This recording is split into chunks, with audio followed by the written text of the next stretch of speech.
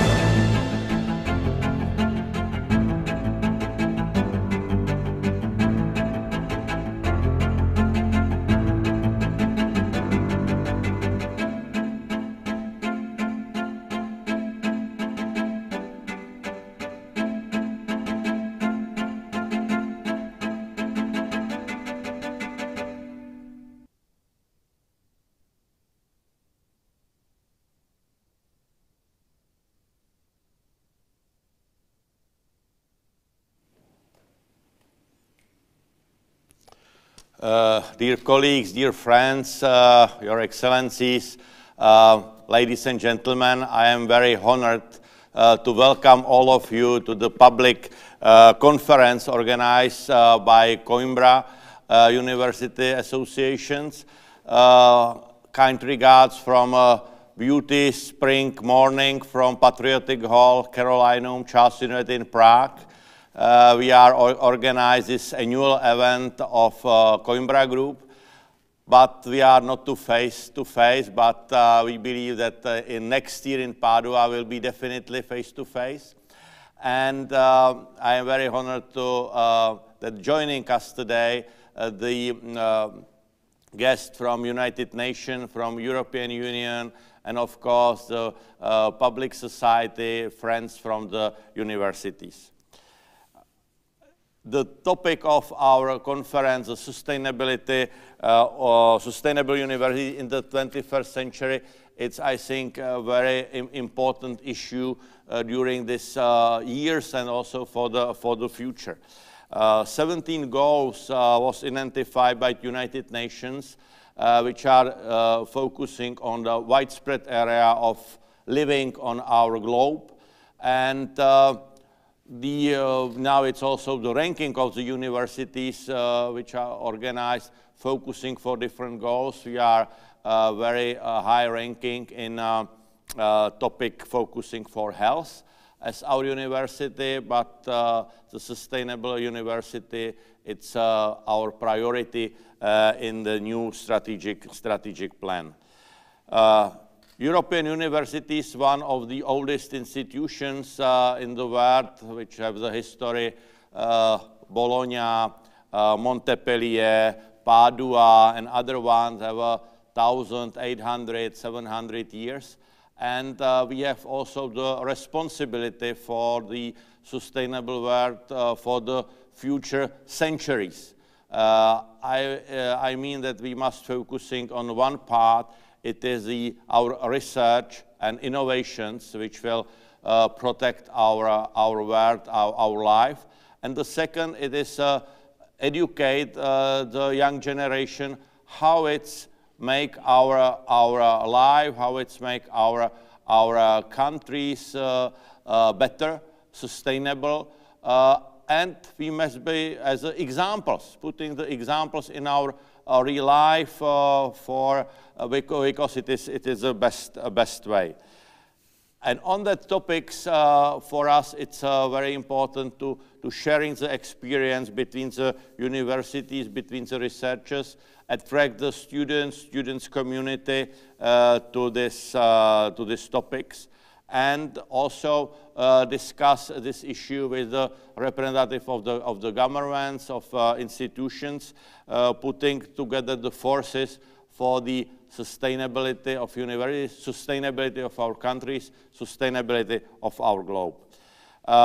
I would like to thank all participants and all speakers to this morning public conference focusing on this very important topic for us and also for our children and next generations. And thank you for participating to this Coimbra event.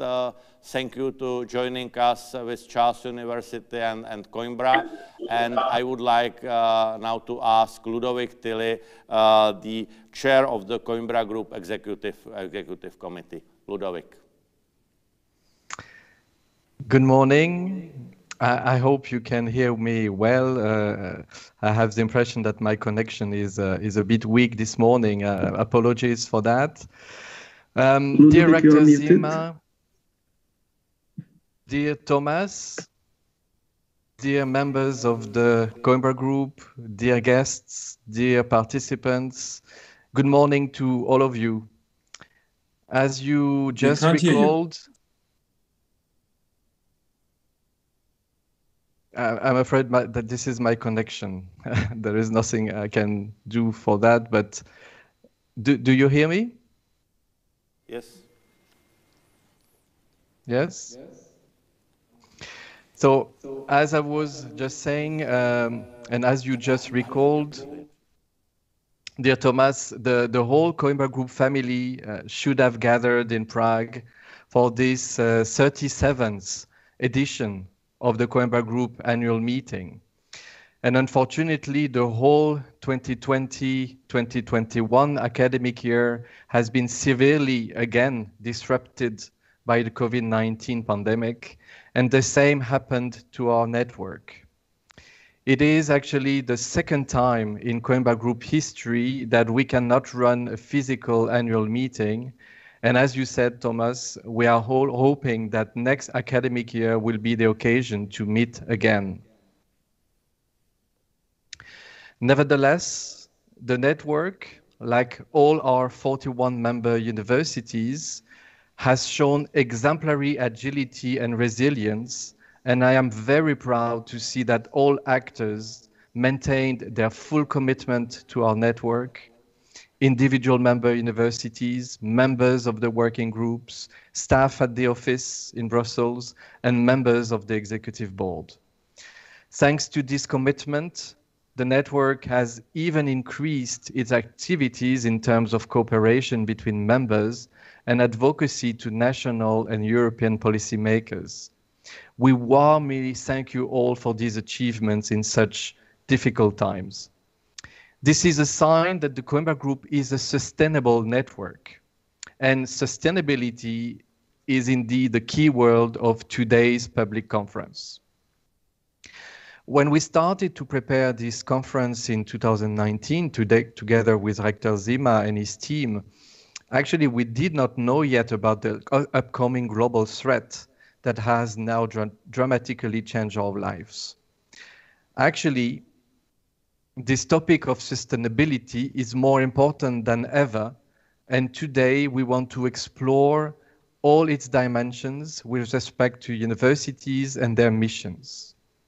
And in particular, Our speakers and panels will address the manifold aspect of sustainability, political, financial, but also in the context of the United Nations Sustainable Development Goals as a recognized international interdisciplinary intersectoral framework to bring solutions to current global challenges. Noteworthy, the Sustainable Development Goal number 16 deals with multi-level governance, a concept that is very dear to my heart. What does this mean to be a sustainable university in the 21st century? For instance, this could mean a university that has developed an internal multi-level governance where all communities are deeply involved in the decision-making process. Students, staff, teachers, researchers, etc.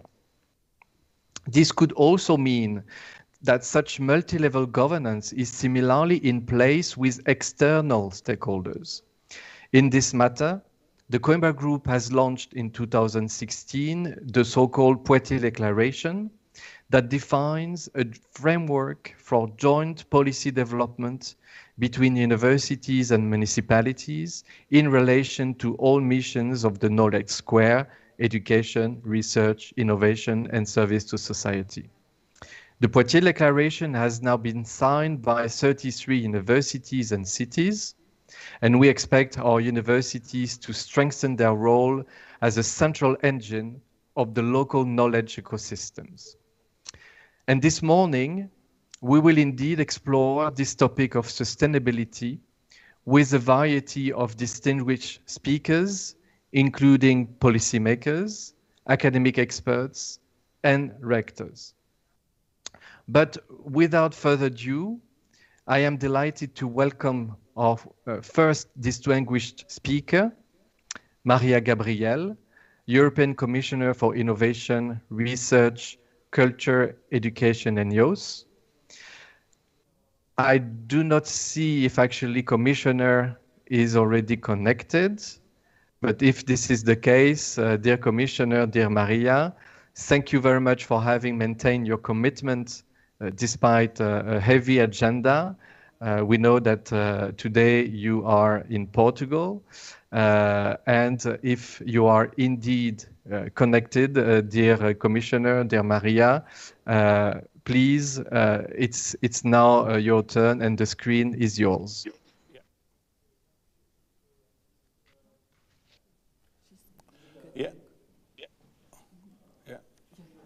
Mariya Gabriel, floor is yours.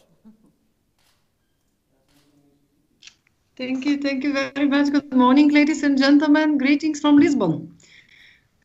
Thank you. Well, let me start by thanking the Coimbra Group for organizing this conference. It is a real honor to meet you again to discuss the future of higher education. We all know that Europe starts to gradually reopen, and this is a good time to discuss what we have learned, how we can adapt to a future that, while promising, is just as challenging. So I think that Europe's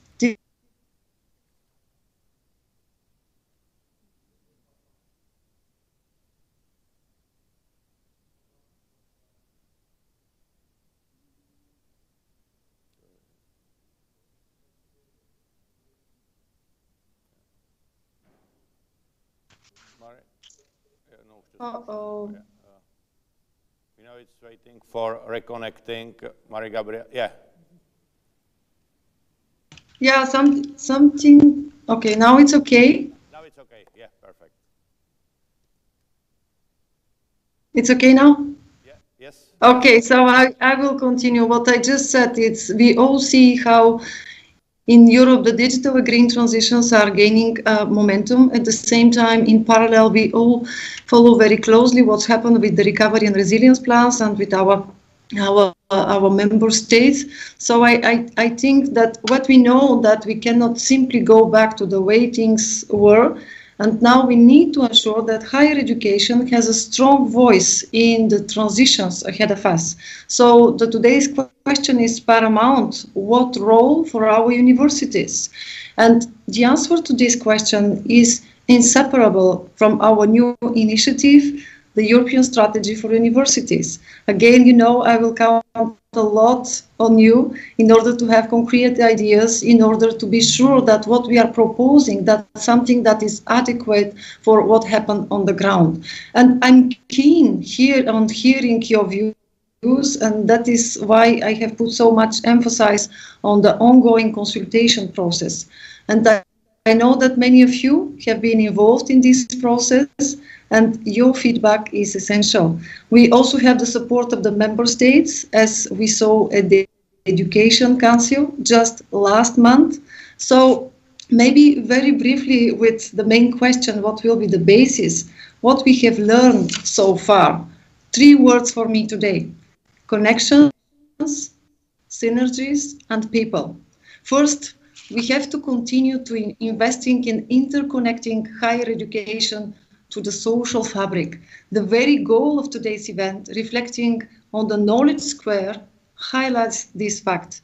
Universities do not exist in a vacuum. Partnerships are essential. And indeed, our European Universities Initiative is a greater example of the work we are doing in this regard. And I'm proud of the approach of European universities because they are taking a knowledge ecosystem approach. And at the same time, the strategy will aim to extend the lessons from your institution's experience to the whole of the higher education community.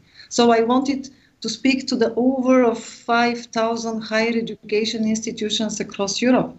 And related to this point, it's really important for us that you share your views on how to increase the impact of the strategy in all regions, not just in the innovation hubs in big cities or already cities that we all know and that are a reference for sure for us and that we need to continue to support. But we need really to see how every single region can benefit from this.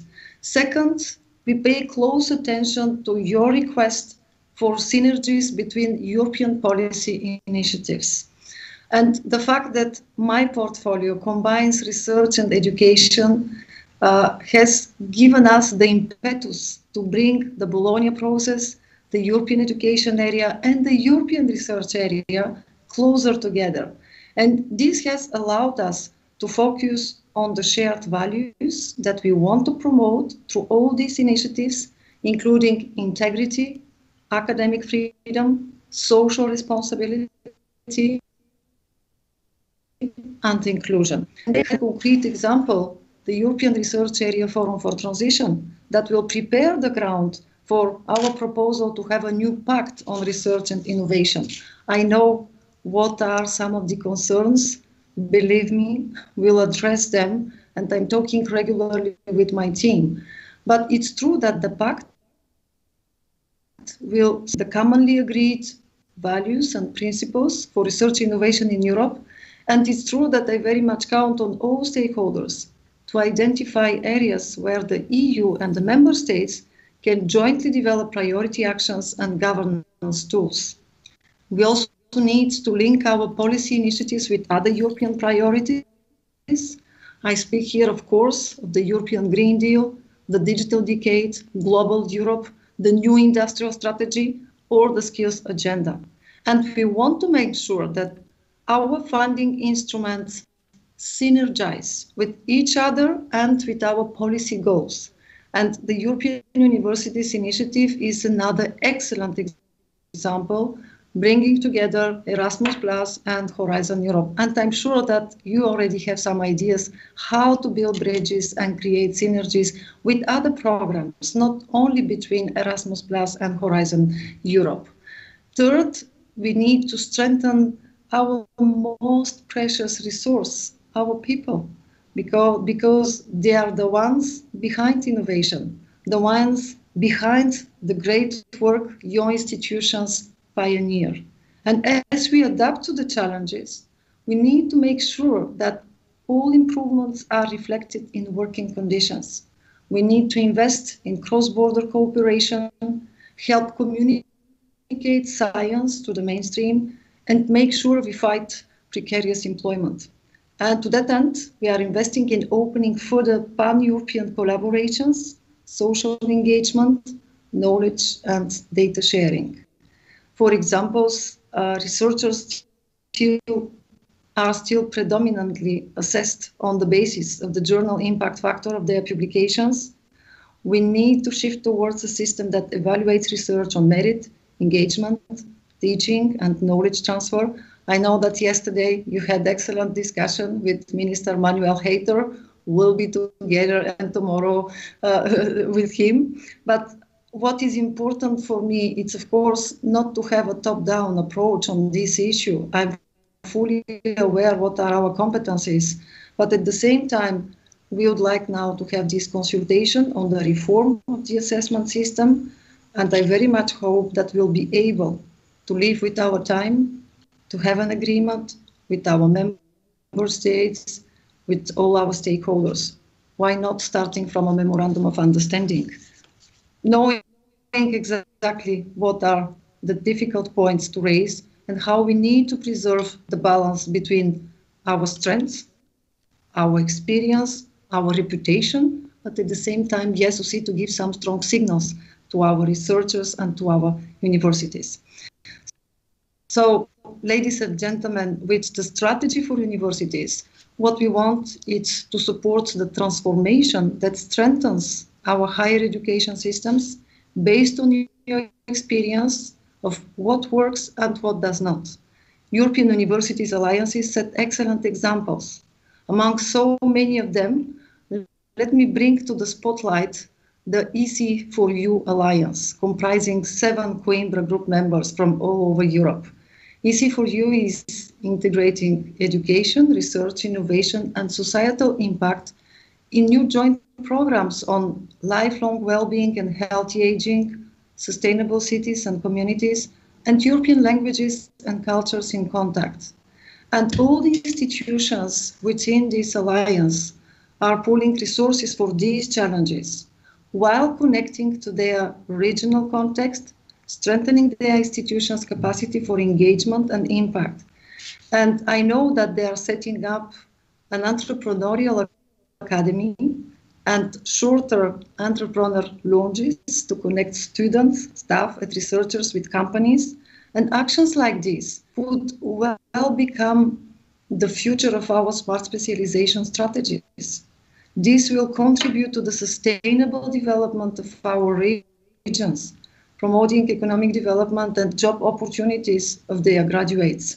And it is also commendable that they are working with the international academic community, which is fully involved of the United Nations Sustainable Development Goals. And I know that this aspect is very dear to your heart and you have my full support. So I know that there is many other excellent examples that raise our expectations for the European Universities Alliances, but this time I only have chosen this one. Ladies and gentlemen, let me conclude by congratulating you all on your work.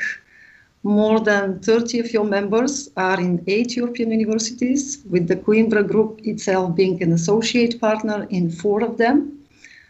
I wish your members every success in the opportunities afforded by the rollout of this initiative. And as I hope it came across, the strategy for universities is a broad endeavor. I can assure you that our goals in creating this strategy are well aligned with the Coimbra Group missions, and we want to prioritize the role of higher education in strengthening democratic values and civic engagement.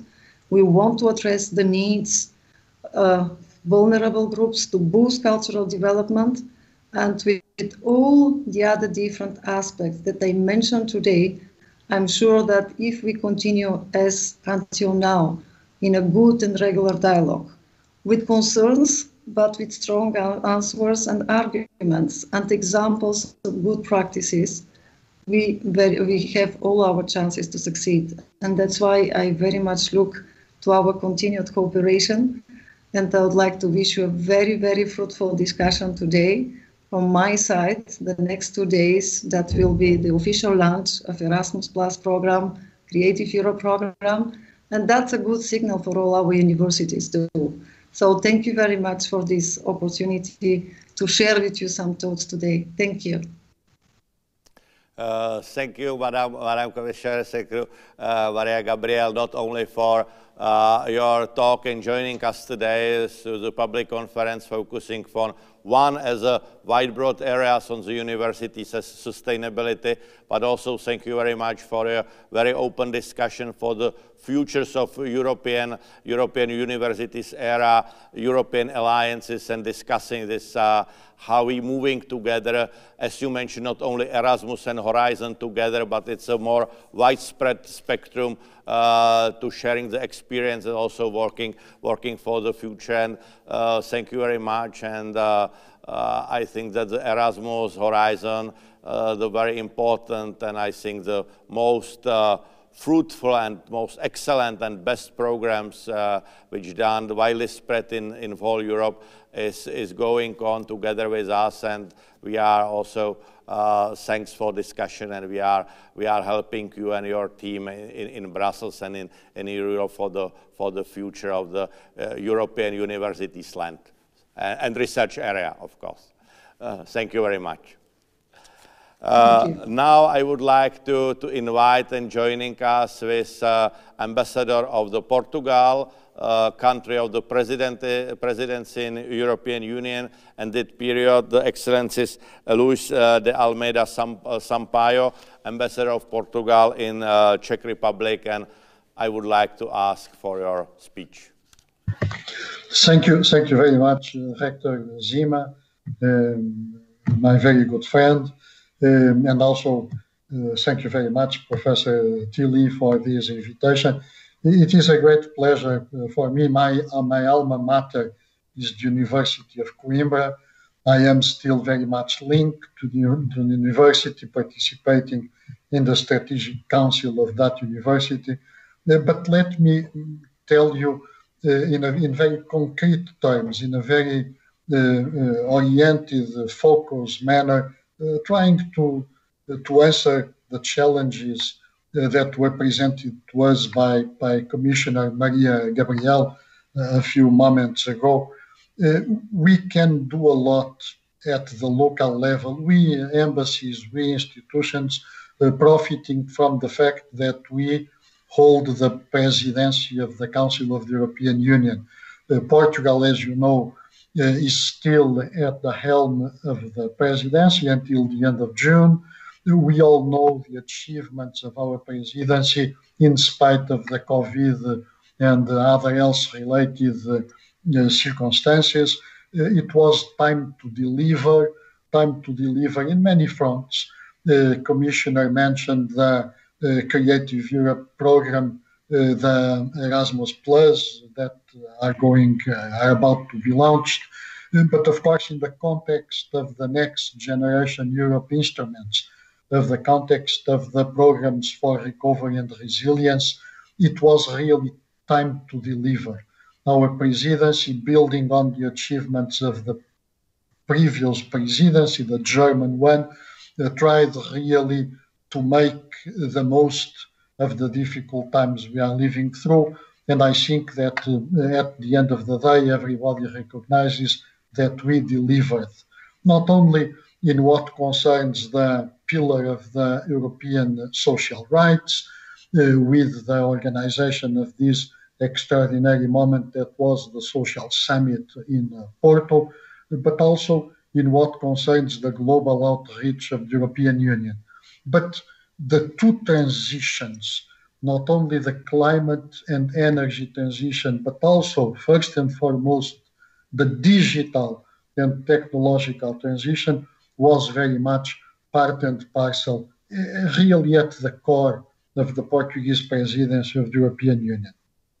But we need to make sure that in times of crisis related to a health-related problem, the pandemic associated with the COVID-19, that we do something concrete in terms of health. not only of health, strategically, scientifically, higher education, thinking about the future, but also in terms of very concrete models of cooperation. What we are trying to achieve here in the Czech Republic, here in Prague, is to put in motion a strategic cooperation between the University of Coimbra and the Carolina University of Prague in order to promote the project, the joint venture of bringing not only Coimbra Health, but also the different medical faculties of the Carolina University closer to the M8 Alliance. As you know, this very important League of Champions of medical institutions created some years ago under the auspices of the German Chancellor during the G8 meeting that took place in Heiligendamm some 10 years ago. So we are moving along in a very concrete, cooperative way, and I am very grateful to Rector Zima for his outstanding, staunch support for those endeavors. And we have a very concrete horizon. Portugal holds the presidency in the middle of the current trio of European presidencies. After Germany, before Slovenia, the Czech Republic will be exactly in the same position more or less 1 year from now. During the second half of 2022, after the presidency of France and before the presidency of Sweden, the Czech Republic will hold, it will be its turn to hold the presidency of the European Union. And that implies a lot of visibility, and that implies a lot of additional responsibilities. And what we are trying to do, we Portugal, with the Portuguese government, but of course also the Coimbra University and other institutions of higher education in Portugal, is to put in motion the necessary conditions to contribute for the best possible managing and results during the Czech presidency of the European Union Council in 2022 in terms of higher education, in terms of cooperation within the network of the Coimbra Group with this very specific objective that I unveiled, and that is creating synergies that would allow Coimbra Health and the Carolina University to be closer together in paving the way for new frontiers in what concerns health-related challenges that no doubt we are going to have with us for many years to come. So thank you very much for this excellent opportunity to put the flag of the Portuguese presidency very high on the agenda of the Coimbra Group networking. Wishing you all very successful days of very important high-level work, and I am here in the Czech Republic at the entire disposal of Rector Zima, the Carolina University, in order to foster, to deepen our bilateral and multilateral networking cooperation. Thank you very much, and all the best for your endeavors. Thank you. Thank you very much, Your Excellency, for your kind words, and it's very nice that also you are the alumni of Coimbra, which we are named on this oldest universities in Europe, and thanks also for describing the priorities during the Portugal presidency, but it is moving country to country, and some critical topics as sustainability is continuously passing through this agenda in Europe, and also thanks for very kind words and a very tight cooperation between Portugal Embassy, you and friends in Portugal universities. I mentioned 2 examples. One, it is a conference which organized by Ambassador Sampaio, focusing for the Portugal history, Portugal literature from the same place as a Patriotic Hall, and a traditional event which organized annually for the students from Czech universities, Prezio Iberoamericano, prize for the best papers focusing for the Ibero-American countries. Thank you very much, and good luck for the last three weeks of the presidency, and also for the great future together with in our European community. Now we will starting with the presentation focusing on multi-level governance as a concept of education research, which will be done by Professor Gary Marks from University of North Carolina and Robert Schuman Centre, European University in Florence. We have this lecture as a video message from him, and now we will looking and hearing his position and very deep experience of the multi-level governance, which is Gary focusing on it decades. And now please starting this talk. Thank you for inviting me to give this talk on multi-level governance, and thanks especially to Professor Lenkarovna, Vice Rector of European Affairs, who's been so instrumental in promoting the international profile of Charles University. I should say at the outset that my contribution to multi-level governance has been academic rather than policy-oriented. As a researcher, it's a special privilege to speak at a meeting of the Coimbra Group of universities, because your mission to internationalize research and learning lies at the heart of what a university is and should be. What I'm going to talk about today is just one example of a research program that relies on international collaboration for its very existence. Multi-level governance is perhaps the most widely used concept to describe the European Union. And I expect that you may already be familiar with the term. For those who are not, it refers to the political architecture that is emerging in Europe, defined as a system of continuous negotiation among nested governments at several territorial tiers, supranational, national, regional, and local, as a result of a broad process of institutional creation and decisional reallocation. This system of continuous negotiation has empowered supranational institutions, as well as subnational and non-governmental actors, to the point where the sovereignty of EU member states has been diluted.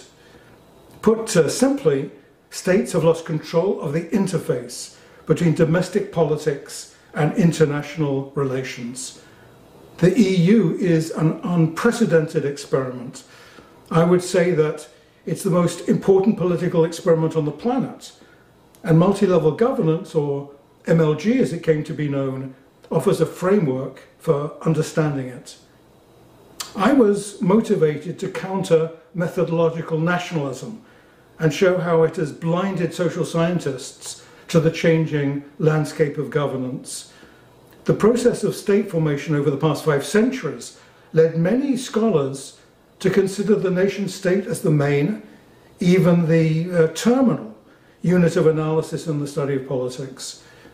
Multi-level governance put paid to that, and I soon realized that what Lisbeth Holger, my spouse and longtime co-author, and I had been discovering almost in secret, was in tune with those working in related disciplines. International scholars turned as they began to make sense of what became known as globalization, which entailed great complexity and unparalleled international cooperation.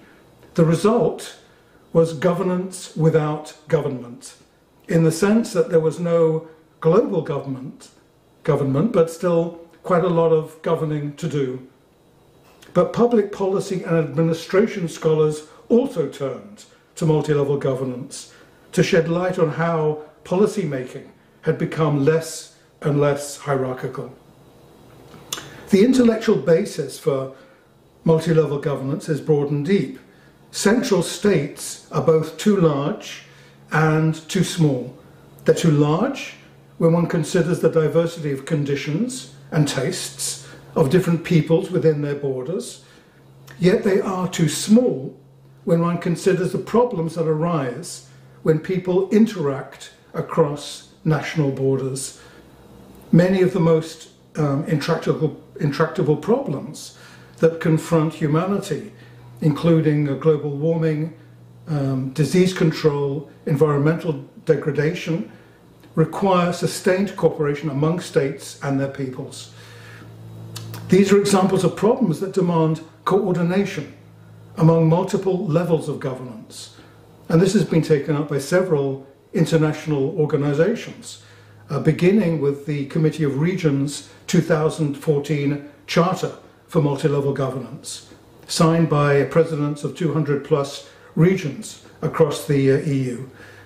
The World Bank promotes regional innovation policy and multi-level governance in developing countries.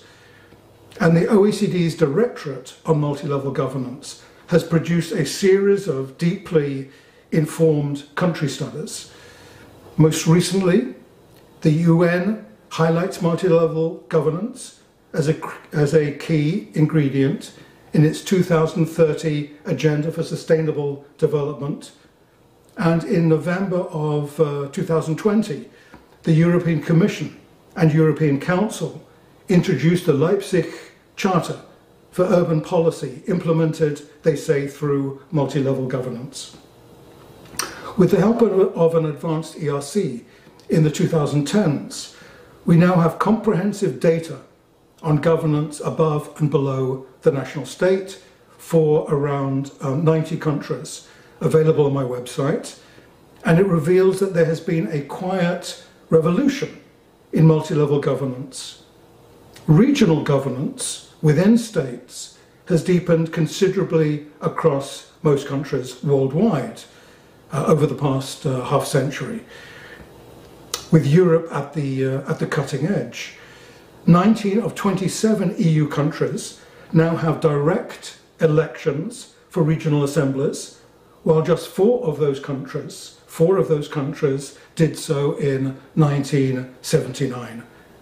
From an historical perspective, one can say that an era of state centralization, beginning in and around the 16th century and continuing through World War II, has been turned around into an era of decentralization since the 1970s.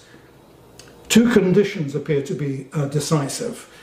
The absence of war, because war mobilizes the iron fist of centralized government. And second, the existence of democracy, which, unlike dictatorship, doesn't lead rulers to centralize power in order to eliminate rivals. Decentralization has gone hand in hand with the spread and deepening of international governance. The European Union is again the leading example, but alongside the EU, the past 3 decades have seen the creation and empowerment of some 33 regional international organizations encompassing most countries around the world. One remarkable development is the delegation of authority to independent international secretariats, courts, and assemblies. Another is the increasing use of various forms of majoritarian decision-making, including the ever broader use of the 55%, 65% rule for most policies in the European Union. But none of this is simple politically. What used to be a permissive consensus in which the public went along with elite-driven internationalization has been replaced by a constraining dissensus. Transnationalism is now highly contentious, particularly in Europe, where increased trade and the intermingling of peoples have gone hand in hand with the creation of a supranational polity, which has raised fundamental issues of identity and belonging for those who want to defend national culture, national community, and of course, national sovereignty against the influx of immigrants, against competing sources of identity within the state and against external pressures from other countries and international organizations. Transnationalism has also had transparent distributional consequences, biasing the gains from trade to those who have mobile assets, creating so-called losers who feel they are slipping with no prospect of upward mobility and who resent the dilution of the rights and protection of citizenship by what they regard of as a privileged elite. Resentment can be particularly sharp among those who value national citizenship because they have few alternative sources of self-worth. For nationalism has long been the refuge of those who are insecure, who sense they are losing status, and who seek standing by identifying with the group.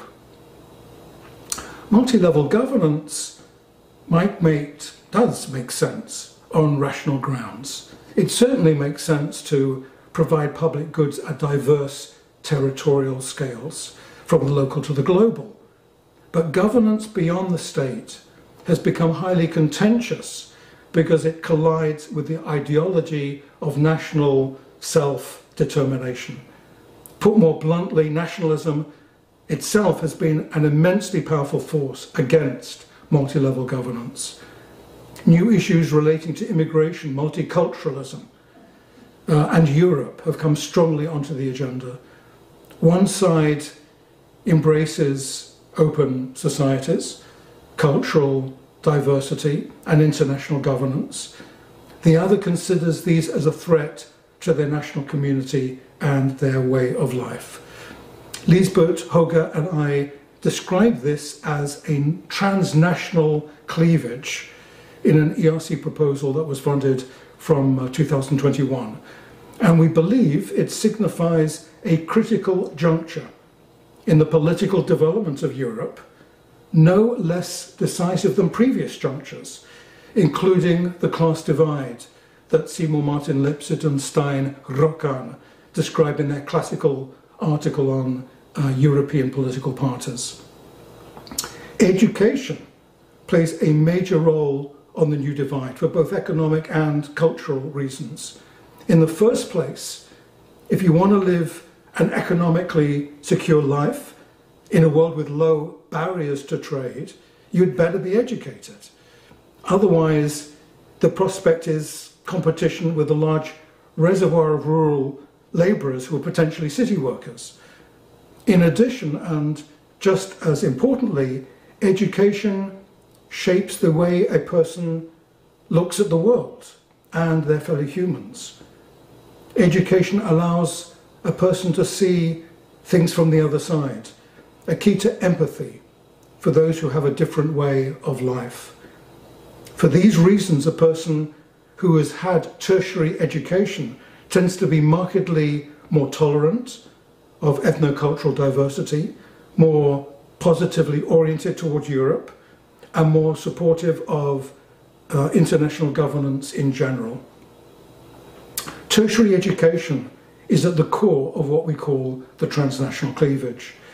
You can see this in the polarization between the new political parties that have sprung up over the past 2 decades, that is, green parties such as the Grüne in Germany and Les Verts in France, and populist national parties such as the AfD or the RN. What distinguishes supporters of these parties is not religion or class, it's chiefly education.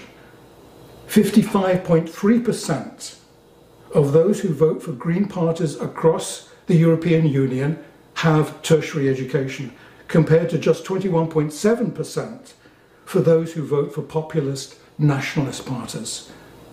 You can see this when you compare the proportion of green voters with nationalist voters having post-secondary or tertiary education in the figure on the left. That is a thick black line, which represents a contrast in the proportion of voters with tertiary education of more than 30%, 55% minus 21% in this case. And what you can also see is that education doesn't differentiate voters among the other party families, the Social Democratic, Radical Left, Conservative, Christian Democratic or Liberal party families. These dyadic comparisons are represented by thin yellow or green lines, which means that there is less than 20% difference in the proportion of educated voters across these party families, or less than 10%. So the transnational cleavage, which we are witnessing in most Western democracies, is expressed in green and nationalist parties that have burst on the scene over the past 2 decades. The figure on the right does the same thing for the proportion of manual and service workers in each party family. And what you see is that only the Green and nationalist parties are occupationally distinct. When you consider this, it's really remarkable, because the class cleavage based on occupation shaped party competition in most European countries in the post-World War era. No longer. There is almost no difference in the proportion of workers in social democratic radical left, conservative and Christian democratic parties. These party dyads are represented by thin green lines, indicating contrast of less than 10%. We used to think of the trade union as the institutional basis of the class cleavage. Now it seems time to think of the university as the institutional basis of the transnational cleavage and the pillar of multi-level governance. Before I finish, I'd like to draw out 2 fundamental implications of research on multi-level governance for education and learning. The first is that there is no hard boundary between pure research and policy relevant research. The concept and theory of multi-level governance were developed as pure research with no ulterior purpose beyond trying to explain what was happening in Europe. Yet the concept came to be used by more astute people than myself to shape policy and political institutions. Multi-level governance, in other words, made a journey from the ivory tower to the world beyond without much help from those who developed the idea in the first place. And once launched into the public realm, multi-level governance came to have a life of its own. Once one lets pure research out of the bag, it may have unintended practical applications. In concluding, I want to share with you the results of research on the power of education undertaken by a doctoral student, Florian Stockel, a German who finished his doctorate with Lisbeth Hoger in Chapel Hill before moving to Florence for a postdoc and thence to the University of Exeter. He studied the attitudes of 1,200 students at 38 German universities who either went abroad on Erasmus or could have done so but did not. And he conducted a 3-wave panel over a period of 18 months. And he found that those who went abroad came to have significantly stronger European identity, and that this effect was considerably more marked among students whose social networks were transactional. That is, they befriended students from other countries rather than remaining in their own national silo. The moral of this story is perhaps that transnational collaboration across European universities is iterative. It comes about because we, and I include myself, think and act as Europeans. Yet it produces stronger collective identity among those it touches, the young people who will determine the future of Europe. Thank you very much for listening, and I wish you a wonderful conference. Thank you. Thank you very much for very inspiring talk from Gary Mars, which is a founder and inspirator of this multi-level governance, which is inspiring, I think, for a discussion in panel 1 and panel 2 today, and also for our experiences in our daily life. And now we have other honorary guests which have the video message. It is Madam Amina Mohammed, Deputy Secretary General of the United Nations and Chair of the United Nations Sustainable Development Group, with some message about the universities and their role in fulfillment of SDGs seen from the United Nations perspective. Please. Professor Thomas Zimmer, Rector of the Charles University, Professor Ludwig Tilly, Chair of the Executive Board of the Coimbra Group, Rectors of the Coimbra Group, dear students, distinguished guests, ladies and gentlemen. It is indeed an honor to address this prestigious and timely conference. When I had the pleasure of visiting Prague in 2018, I learned of the long tradition of Charles University and the Coimbra Group member institutions in advancing inter-university cooperation.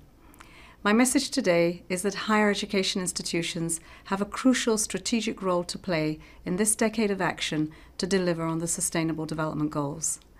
The COVID-19 pandemic threatens progress across the goals, including access to education, which is the bedrock of a sustainable future. This crisis makes it all the more pressing for us to find more open, integrated, and impactful approaches in how we acquire, share, and produce knowledge for the common good.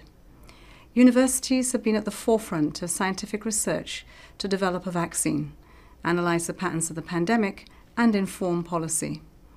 This response reflects the critical nexus between research, policy, and society. The major transformations required today to end poverty, hunger, and inequality, and to reduce the impact of climate change, all call for innovative tertiary education systems. Gearing university programs to contribute to the SDGs, fostering more transdisciplinary approaches, and encouraging open science are all imperative if we are to unlock solutions that serve the public good. Our approach must be universal to enable better access to knowledge and scientific capacity in low and middle-income countries. Higher education itself faces the challenge of responding to an unprecedented learning disruption. Despite commendable efforts to offset the upheaval caused by the pandemic, students everywhere are struggling with access to remote learning, social isolation, and economic strife. Education and research budgets are at risk of being cut. The consequences could be devastating at a time when the societal mission of higher education has never been more critical. The pandemic must be a springboard to bolster collaboration between universities, governments, private partners, and the United Nations to increase resilience and catalyze innovation for people, planet, and prosperity. I thank you for your engagement, and I wish you an excellent conference. Thank you very much for the talk and message from the United Nations. And now we have the surprise guests, also from New York, also from United Nations. It is a Czech ambassador in the United Nations, Madam Mariya Karlova, and now I would like to ask you for a few words on the topic sustainable universities, and also I know that a few years ago you organized the event during our presidency. And now the floor is yours. Thank you. Thank you, Mr. Chair, and good very, very early morning to everyone from New York. And many thanks for inviting me to participate in this important conference.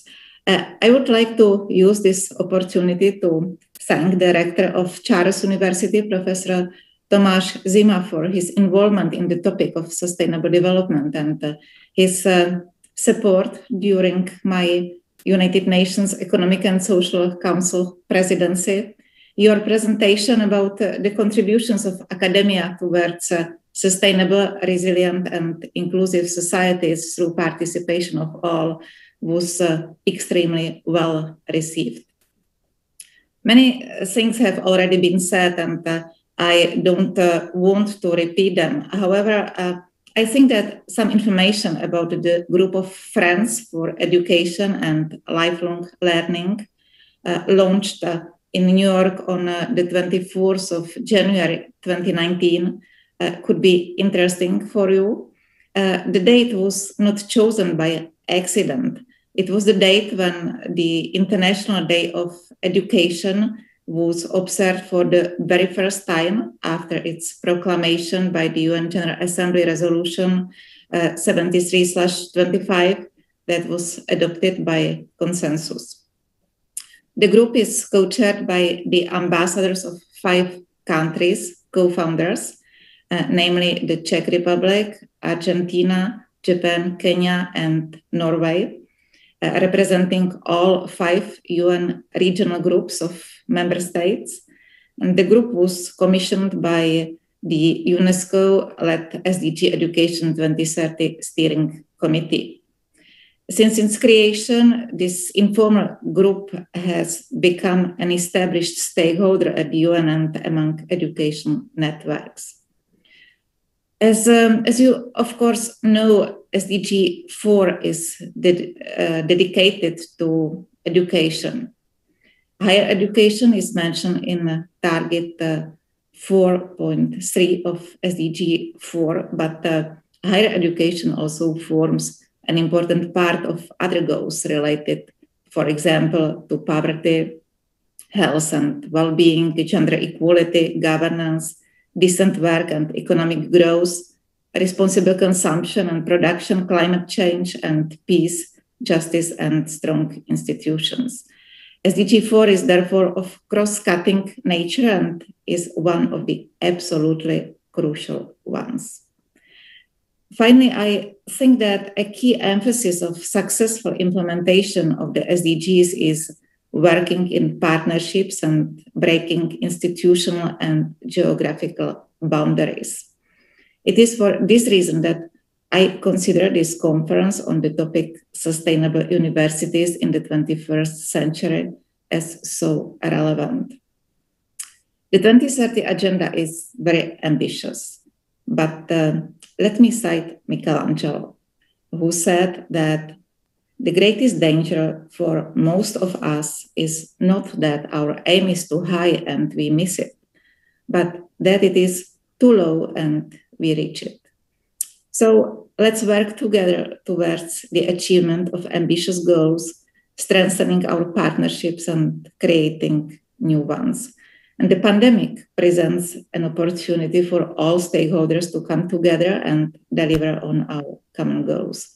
So I wish you every success and am looking forward to the debate and the outcome of the conference. And thank you very much for giving me the floor. Thank you very much, Madam Ambassador, for your words, and also mentioned the event which joining the role of the Czech Republic in ECOSOC in New York. And this issue, it's I think it's very important because it's many dangerous information which is we not working friendly, or many countries not working friendly with the nature. It is a problem with the cutting the forests, with the pollution in the oceans, and also the carbon dioxide amount in many countries increasing. It's also Europe should be the pioneer and should be the example, because our production in Europe is only 7% on the whole world consumption of carbon dioxide, but we must fostering this issue worldwide, and the United Nations, it is I think excellent platform for the distributing on one side the information, on the other side the universities and scientists all over the world connecting and sharing the experience with the experts on United Nations. It should be very great and prosperous.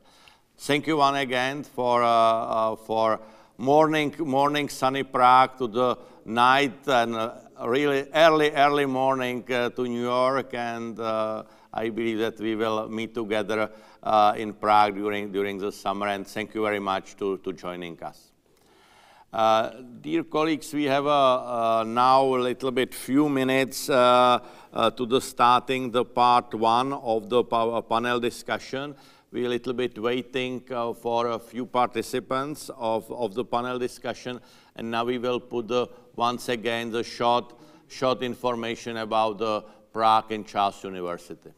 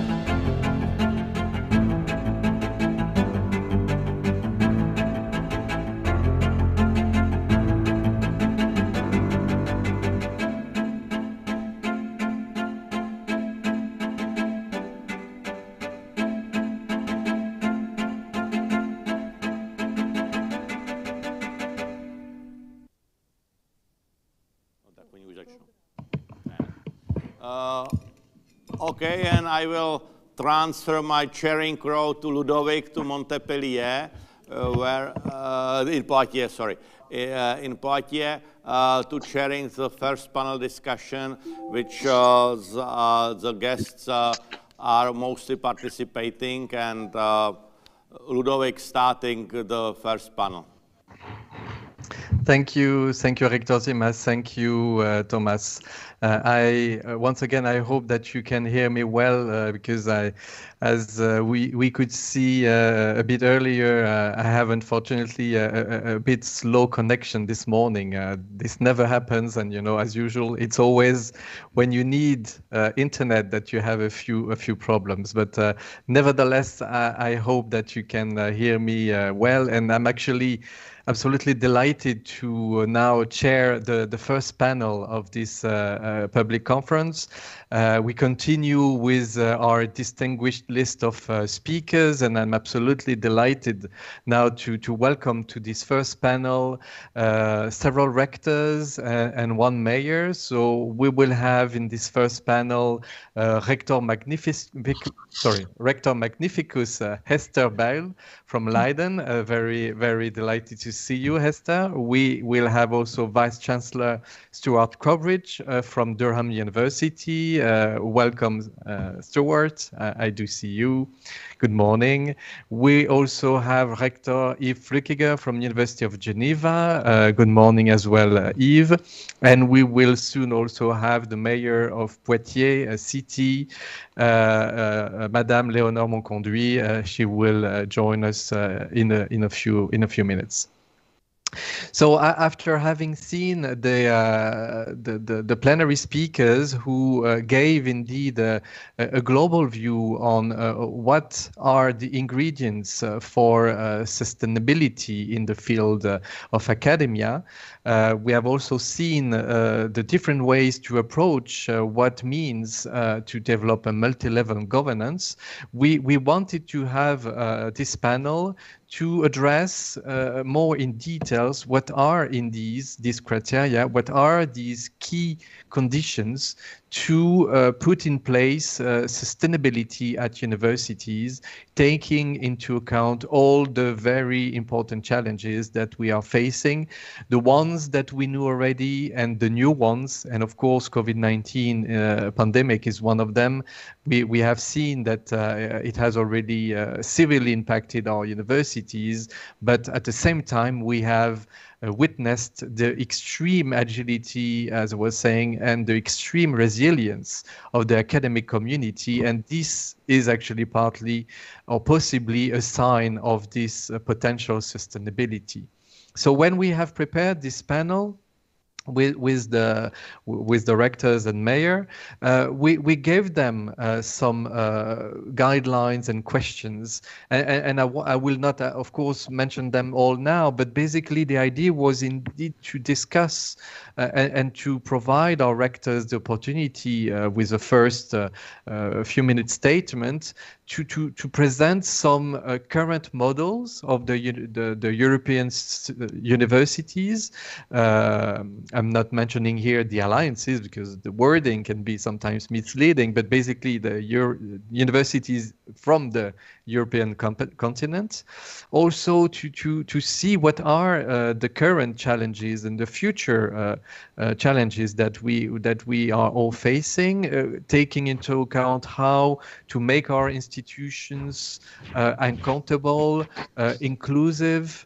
And also, we will discuss in this panel the question about are actually universities of the 21st century the space where we can really combine all the new approaches, all the new transitions regarding education and research.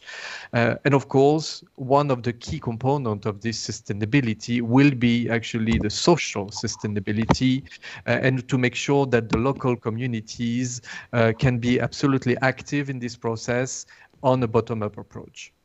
So without further ado, we will start with the different members of the panel. And I'm absolutely delighted once again to first welcome Rector Magnificus, Esther Beil. I will just introduce your curriculum, Esther, if you agree. That will be quite brief because you're absolutely welcome to elaborate if needed. We are particularly delighted to have you with us because, Esther, you are indeed the new rector of Magnificus of University of Leiden in the Netherlands. You have been elected in February this year. And although it is not, let's say, always seen, let's say, as a positive way to introduce people, but I think it is absolutely important to mention that you are actually the first female rector at the University of Leiden. And there are currently many of our universities that are actually also having their first female rector. This is typically the case in my own university in Poitiers, where since last December we have the first woman rector for the past 600 years. So that's a sign that things and times are changing. And sorry, just to reduce this to you. You are also a full professor in numerical mathematics. And you will indeed first present this context of sustainability for your university. So please, I hand over to you, Esther. Thank you very much, Ludovic, and thank you for the nice introduction and for the invitation to be part of this panel. Well, I'll have first a short introduction. In 2015, the world committed to 17 far-reaching, life-changing goals that aim to create prosperity, safety, and well-being for all, and seek to save the planet from irreversible destruction. We now have 9 years left to achieve these ambitious goals. And as universities and as university alliances in Europe, we have committed to apply all of our expertise, creativity, and collective efforts to help our societies achieve these goals. As time is ticking, this requires bold thinking and, as you heard, multi-level action from all universities to contribute to actionable solutions for all of these goals. This is particularly true for goal 16, without which all other goals are difficult, if not impossible to achieve. The goal of peace, justice, and strong institutions is at the heart of today's challenges of conflict, violence, corruption, organized crime, and the proliferation of deadly weapons. SDG 16 calls for the strengthening of the rule of law, fundamental freedoms, and responsive, inclusive, participatory, and representative decision-making at all levels. Within our own European University Alliance, UniWell, we seek to bring together and harness the interdisciplinary knowledge and activism from all disciplines, ranging from the medical and natural sciences to the social sciences and humanities, to find solutions for individual, social, and planetary well-being. But this is not enough. We need to reach beyond the walls of academia. In the spirit of the Poitiers Declaration, much can be achieved in terms of enhancing participatory decision-making by linking the university to the city and the citizens. Citizen science, aligning global challenges and European integration to local needs, is at the heart of the multi-level governance and multi-level engagement approach that university alliances should adopt. COVID has shown us the potential for innovation, but it has also put a hard brake on academic freedom of movement. It has rolled back some of the worldwide advances in fighting poverty, conflict, and disease. University and science were at the forefront of finding a vaccine against COVID-19. It is now time for alliances of universities and their cities to find a vaccine against conflict, war, and anti-democratic movements that we see now. Since the pandemic hit our societies and institutions, many of us have come together in networks, such as Coimbra, to reflect on our ambition to help the world through this crisis. We need each other to overcome this crisis. And what I have taken away from these exchanges is that there's great momentum for aligning multi-level governing approaches. This will enable us to work towards shared objectives and to accelerate important transformations in our societies and institutions to make us more adaptable, resilient, and inclusive. Our triple helix collaborations of government, knowledge institutions, and the business sector, largely in regional ecosystems, are rapidly expanding towards a quintuple helix model, reflecting the growing importance of engagement with a broad range of sectors and societal actors. The European University Alliances are an excellent example for such far-reaching transnational networked collaborations. Our new approaches that strengthen research education nexus and promote inclusion are being tested. These ambitious pilots are demonstrating that aligning legal, funding, and accreditation frameworks is essential to developing strong knowledge ecosystems in Europe with a global reach and impact. The interplay between individual institutions, their national representative bodies, and their international counterparts in dialogue with national governments is increasingly important. University associations are playing an essential role in extending this dialogue to the European level to ensure that European instruments and initiatives truly support our shared ambitions, and to highlight areas for national action by member states. The university associations are thus not only providing us with a platform where we can learn from one another at the institutional level, but also promoting European best practices that drive national transformations in higher education. Thank you. Thank you very much, Hester, for these first words, and I particularly appreciated your idea of now finding a vaccine against conflict. Yes. Indeed, that would be a true advancement in our times, and we'll come back probably after all the first statements in a discussion in particular on the European Universities Initiative, as you mentioned. Thank you very much once again. Now it's my pleasure as well to welcome Vice Chancellor Stuart Cobridge from Durham University. Stuart, welcome again. I'm very happy that you could accept our invitation to this public conference first panel. I hope that we will soon see you. Let me just briefly introduce you. You are Stuart, the Vice Chancellor and Warden in Durham University. You started your mandate in 2015, and this mandate will end this summer.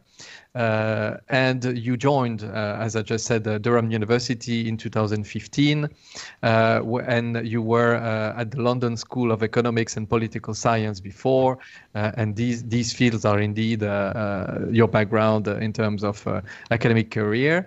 I should mention that you are a member of the Coimbra Group Rectors Advisory Group since 2019, and your participation was actually instrumental also in the capacity of the Coimbra Group to respond to this other very big challenge related to the Brexit and to the recent withdrawal from the regrettable withdrawal from the Erasmus Plus scheme. But please, towards the floor, the screen is yours. I hand over to you. Thank you very much, Ludovic, and good morning, colleagues. It's wonderful to be with you today, although it's such a shame that we can't be together in the beautiful Charles University. As you said, Ludovic, for me, this is a very special session linking the SDGs to university governance. My university, Durham University, is heavily focused on the SDGs, and I began my PhD 42 years ago in Eastern India, an area that does suffer from conflict and from bad governance. And the main way that you escape from conflict is a good measure of economic growth and good distribution of the benefits of it. Let me just make 3 points combining those interests if I can. Anybody that's taken a basic course in development economics will know that fundamentally the rate of growth of national income is determined proximately by 3 variables: investments in human capital, physical capital, and productivity. Just the same as for all of us running universities. The deeper drivers, though, of why some countries do better than others are to be found for Jeffrey Sachs in geography, but for most people in integration and openness on the one hand, mainly linked to trade, and of course to institutions and good governance on the other. And I think that also plays into our understandings of our universities. So if I look then at the UK, my first observation is that if we look at good governance internationally, good governance in terms of supporting economic growth probably means some support for inalienable property rights and the rule of law. But that can be provided in very different ways, for example, in Western India as compared to China. And if we look at university systems, the sustainability of the system in the UK will look very different, I suspect, to that in the Netherlands or Germany. We've got very different models that we have to sustain. And we're not about creating national income. We're about creating, as we just heard from Hester, value for our communities locally and internationally. The UK system, I think, Ludovic, has got a lot of merit, but a lot of worries in terms of its sustainability. Firstly, we have to maintain openness. And as you say, the exit of the United Kingdom from Brexit and from Erasmus Plus means that we're going to have to work even harder to build the alliances into Europe and around the world. Openness and a strong protection of academic freedom is fundamental to the sustainability of any good university system. The other area, of course, is funding. The UK system is funded both by the taxpayer and by our students in about equal measures, but we're very fundamentally dependent upon international students. So this year has been a very interesting test of the sustainability of that model. And we found that we can offer high quality education online to students from around the world. But it does raise profound issues about sustainability in the longer run, inclusiveness and good governance. What are we offering to the international students in the UK that are funding most of our research and some of our research and also cross-subsidizing some of our education? What will happen later this year when student interest really focuses on the climate emergency and people begin to question once again the transfer of students right the way around the world before we get the next generation of planes? I think that's a big issue for us to work through. My last observation is another obvious one, which is that the pandemic is teaching us that we've got to be very agile in the way that we think about our business model and our connection to our local communities. At Durham, we offer a fabulous 3-year degree to a lot of undergraduate students, residentially based, and that will be part of the model going forwards. But we'll also want to be offering different programs, including non-degree programs, asynchronously, synchronously. We'll think about lifelong learning. There'll be vouchers, credit transfers, much deeper links, I believe, through our alliances into Europe and around the world. The future surely is based around a portfolio education model and much greater personalization. So I look forward to the discussion later. I've not addressed all of the questions, but those are 3 starting points from me. Thank you.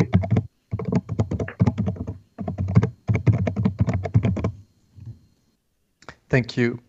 Thank you very much, Stuart, for these very important words. And you mentioned indeed the Poitiers Declaration, and we were all absolutely delighted to see Durham University and Durham City signing this and becoming the latest members of the community of the signatories of the Poitiers Declaration a bit earlier this year, and thank you also for that support to in a way also what I was saying before, a sort of a multi-level governance indeed.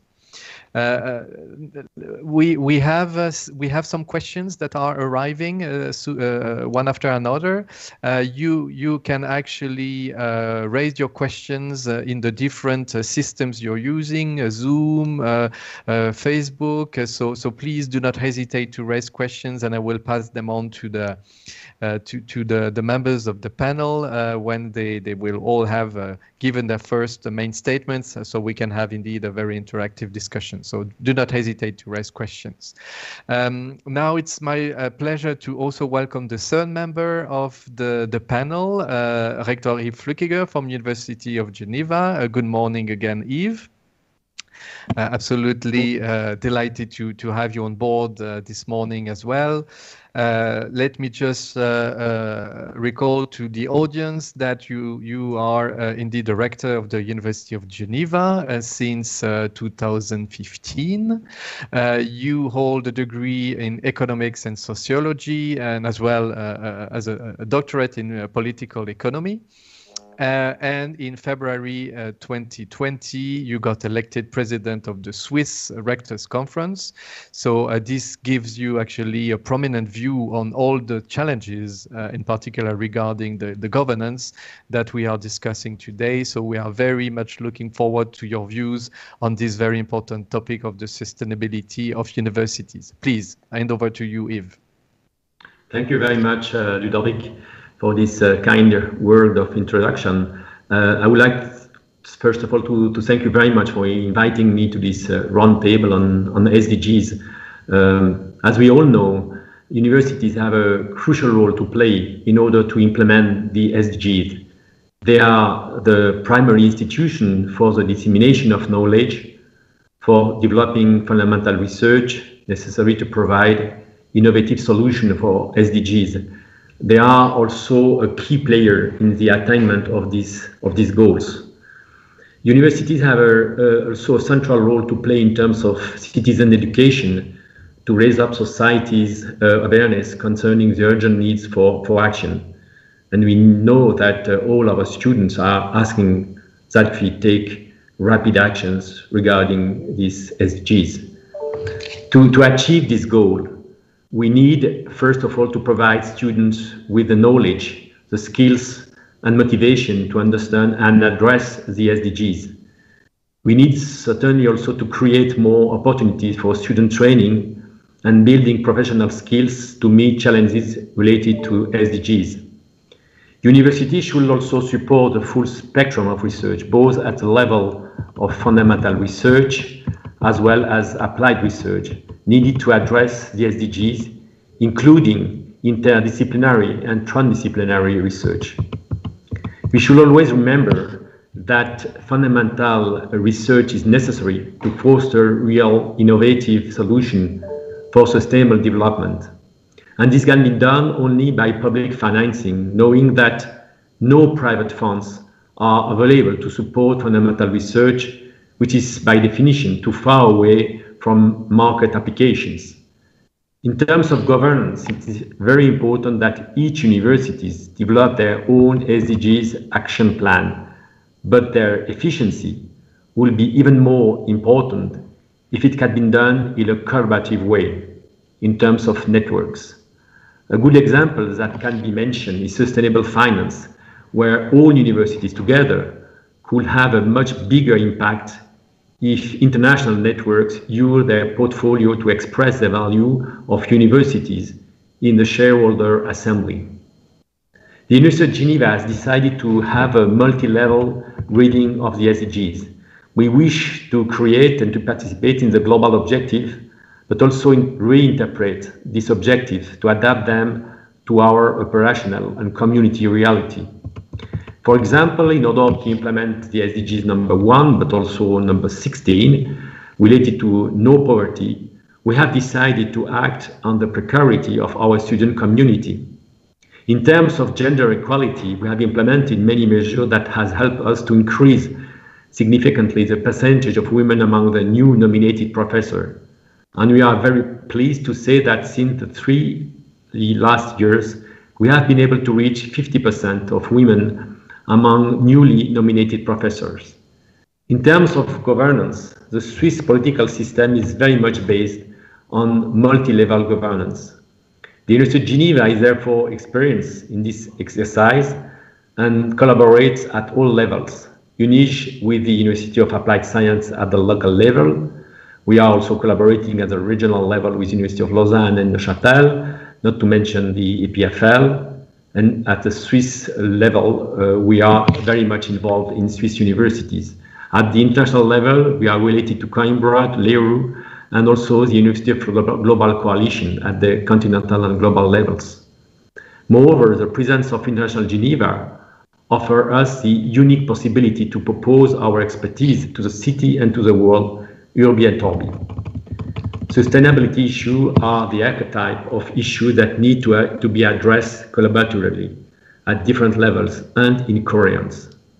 All our institutions are facing the same challenges, notably climate change, and asking the same questions: decarbonization, sustainable finance, gender equality. Sharing experience, building common standards, measure indicators are essential. At the national level, we can cite the example of Swiss universities, setting common standard on the calculation of CO2, joint lobbying of the Confederation for the strong message in response to the Federal Council consultation on its 2030 strategy. If I may use a soccer metaphor during this Euro 2020 period, universities are like big football clubs. They bear the name of their cities and are strongly rooted in a local territory. But they also play in national and international leagues, setting common rules and collaborating despite the competition that drives them.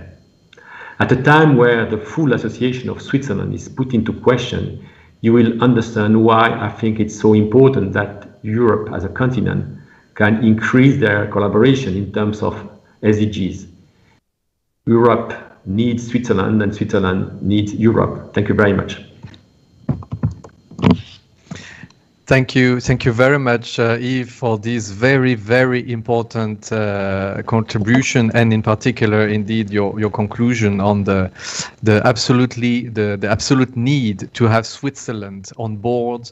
And this is maybe actually the appropriate moment to mention that we associations of European universities, we have recently signed another plea for all the policymakers to make sure that Switzerland is fully associated, in particular to Horizon Europe program, because as you just mentioned, we are now in a global research world, and we need to be working together, the best universities, no matter our nationalities, to really find the solutions to these challenges, the ones we know and the one that may come suddenly, as we have recently experienced. So yeah, you have, as you know, our full support, and we'll continue.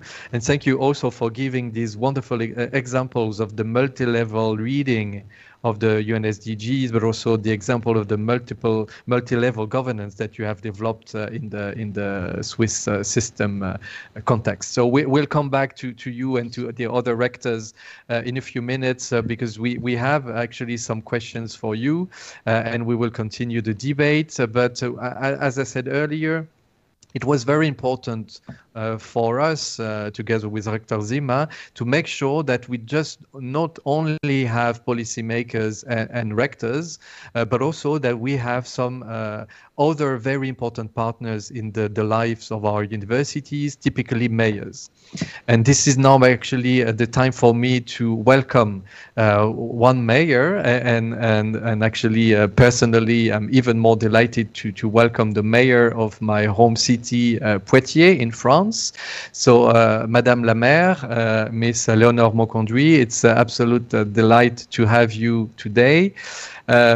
You are actually the first woman elected mayor in the city of Poitiers. So as we can see on the panel, we have some very good news regarding how society is evolving. You were elected very recently, last year. You are a graduate from Sciences Po in France, and you belong to the Ecology Party, the Green Party in France, and as such you have very strong commitments also for the future of our cities and countries and the global world. You are in your program also very committed to the associative and civic world.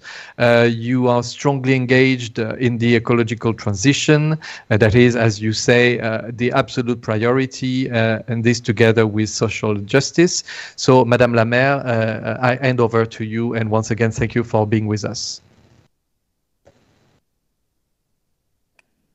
Good morning, everyone. Thank you very much for welcoming me. And I am also kind of a policymaker, just at another level, at a very local level. So I am very pleased to have the opportunity to participate in this conference.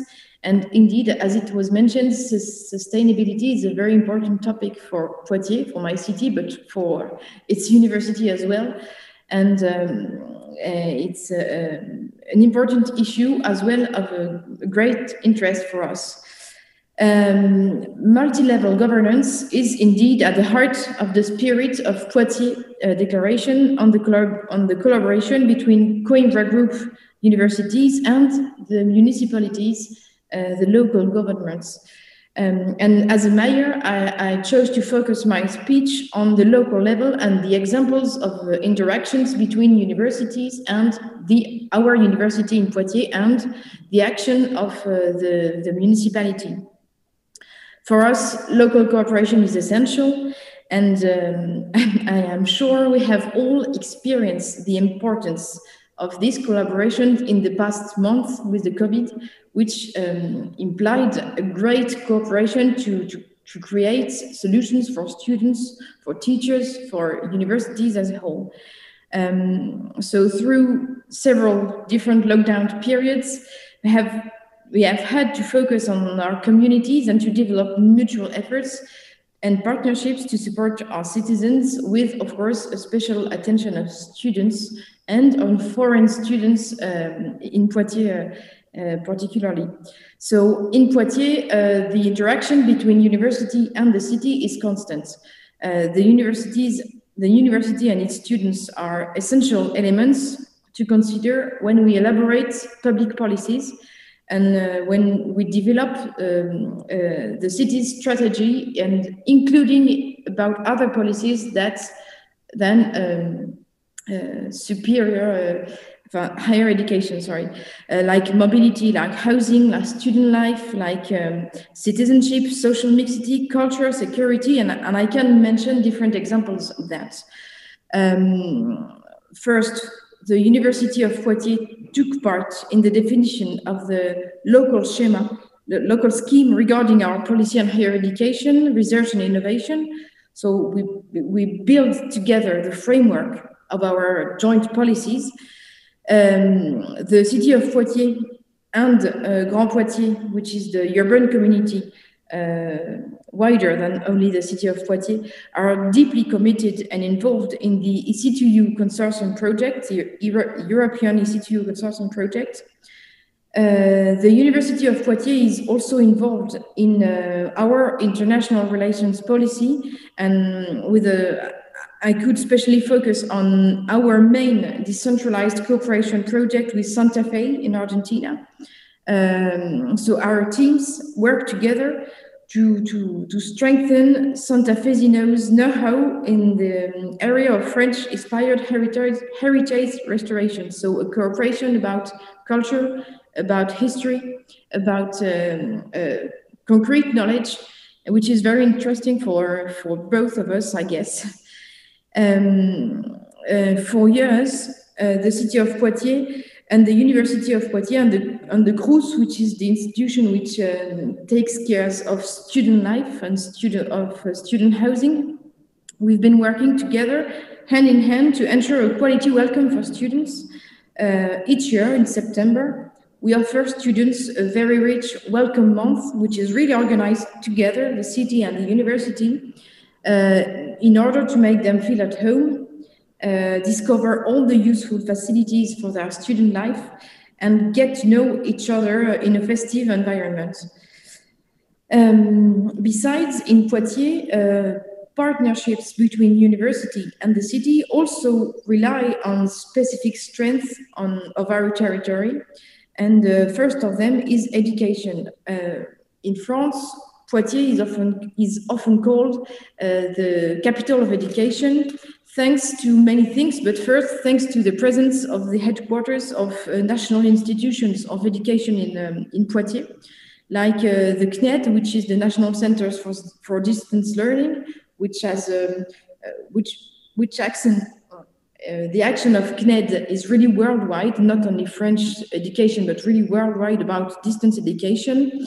Second institution, EHTUEF, which is the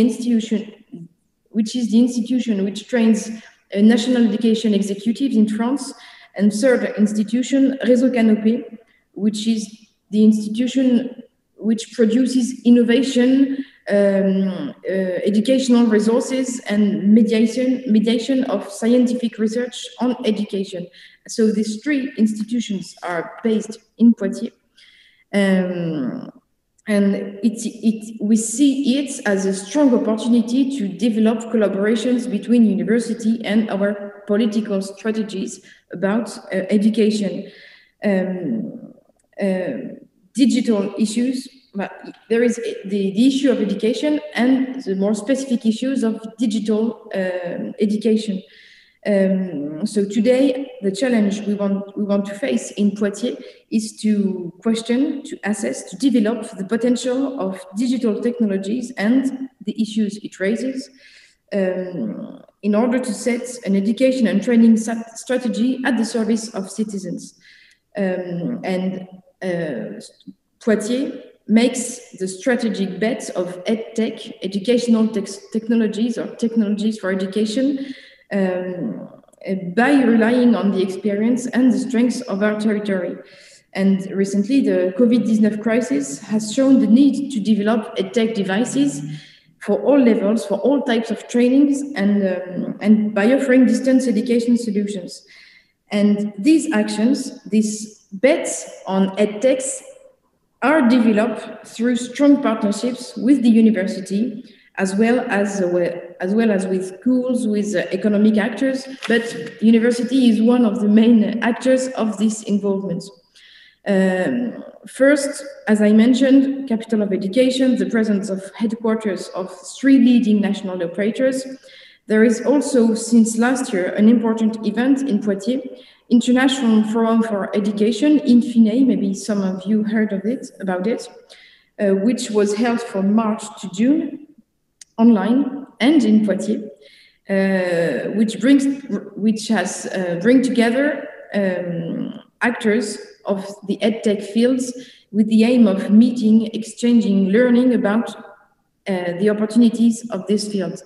And of course, the university took part in this international forum and could contribute to the works. Second involvement is the university research. Activities of the universities about education are recognized by 2 specialized laboratories which work in Poitiers University. First, the CERCA laboratory, working on cognitive and social cognitive processes, human digital interfaces, and Techne laboratory, which focuses on information, communication sciences, digital processes, educational sciences, and so on. And so many research programs are held in Poitiers with the support of the region, with the support of the city of Poitiers, and events are organized in order to open this research on the city, like conferences, PhD in common, who work with our institutions, local experiments on educational fields in Poitiers, within the framework of a multi-year agreement. So therefore, Poitiers is an edtech territory in itself. The community with its partners consolidates the development of this ecosystem by ensuring resources and trainings in terms of trend analysis and the use of technologies in learning paths. This also involved the development of complete project support in various fields, from fundamental research, as I mentioned, to business development, to make Poitiers a real crossroads in the fields of edtech. So edtech was an example. There are other strengths of Poitiers territory which are really developed jointly between university and city, like gaming, esports. Another strength of Poitiers you want to develop, like energy transition, also production and storage of energy. We have strong capacity of innovation here. So what is at stake today is being able to develop jointly projects, local projects, which meet the needs, the future needs of our territory and the future needs of the society, and being able to develop it jointly,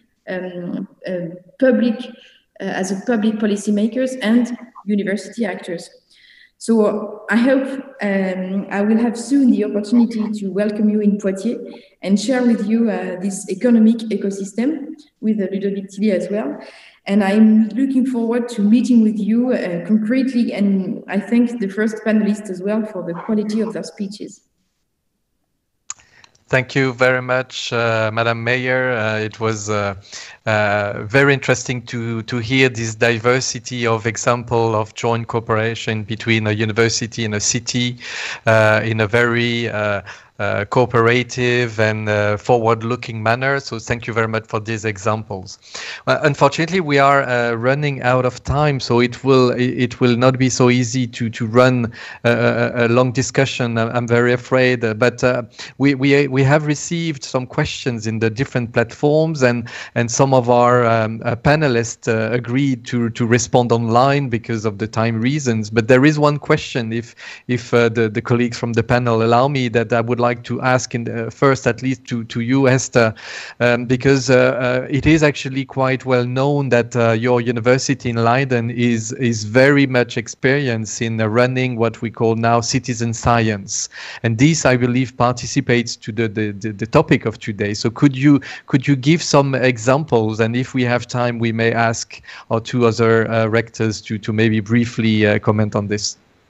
Sure. Thank you very much for that question. I will give you two examples. One is I noticed that astronomers are particularly good at this. So they really spend time on outreach and on citizen science.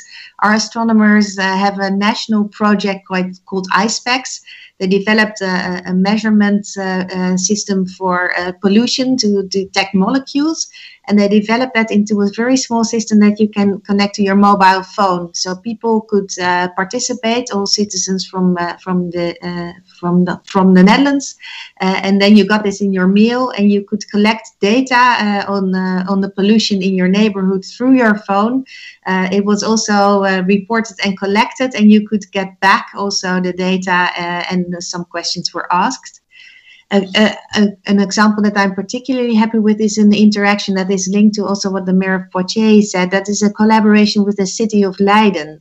It's called Learning with the City, a large project, very supported by the mayor of Leiden, but also of the city council, where students and the city and citizens of the city are combined to jointly solve questions. And one example is on the environment and environmental pollution. Our students of social sciences were combined with a network of citizens to find out not only how the environment was polluted with garbage bags in parks, for example, and things like that, but also what their perception of that was. So the citizens were data collectors, were interviewed, but then also looked at their own perception of it and changed the way they collected the data.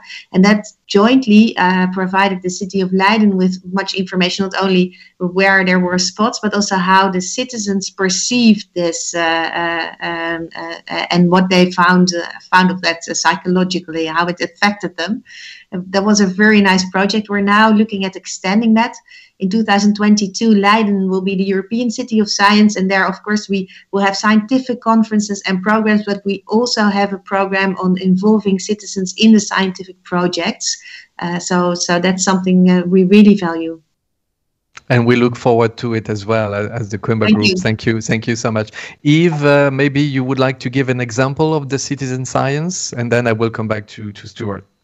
Yes, very briefly. I mean, there is two examples. The first one is a huge project with the primary school at the level of the canton of Geneva, but also with schools in France at the border of Switzerland. And the idea is really to have a collection of data regarding the biodiversity in the river flowing all around the region. So, I mean, it started 2 years ago, and now we have a huge cartography which has been made in fact by the school, by the young pupils in the school. So that is the first example. The other one is we develop a series game on internet, and we were just in search of a new exoplanet, and by sending on that game picture of the sky, we have been able to collect a lot of indication, maybe by people who are participating into the game, that maybe in some region of the sky there should be maybe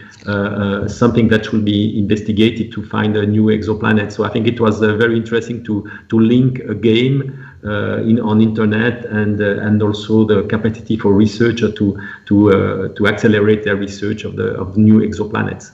Thank you very much. Thank you. That's actually very interesting. Maybe you're looking for a new place to put the rectorate of the university? Yes, exactly. Thank you so much, Yves. And maybe now very quickly, Stuart, would you have any example of citizen science that has been developed between the university and the city of Durham? Yes, two. I mean, fascinating to hear these stories. So firstly, we're committed to building the first computer science department in the UK that will be majority female. And I'd ask you to look at the work of Professor Sue Black and a project called Tech Up Women, which is really building tech skills for women outside the university sector in County Durham. The second one is that Durham sits on what used to be the biggest coal field in the United Kingdom. And my administration building actually sits on 3 disused mine shafts. And one of the big projects that we're working on, Ludovic and colleagues, through the Durham Energy Institute, is heating up the water in some of these disused mine shafts across northeast England and then connected it to the grid as a form of geothermal energy, really community-based energy provision. So those are two examples from Durham. Thank you. Well, that's fascinating.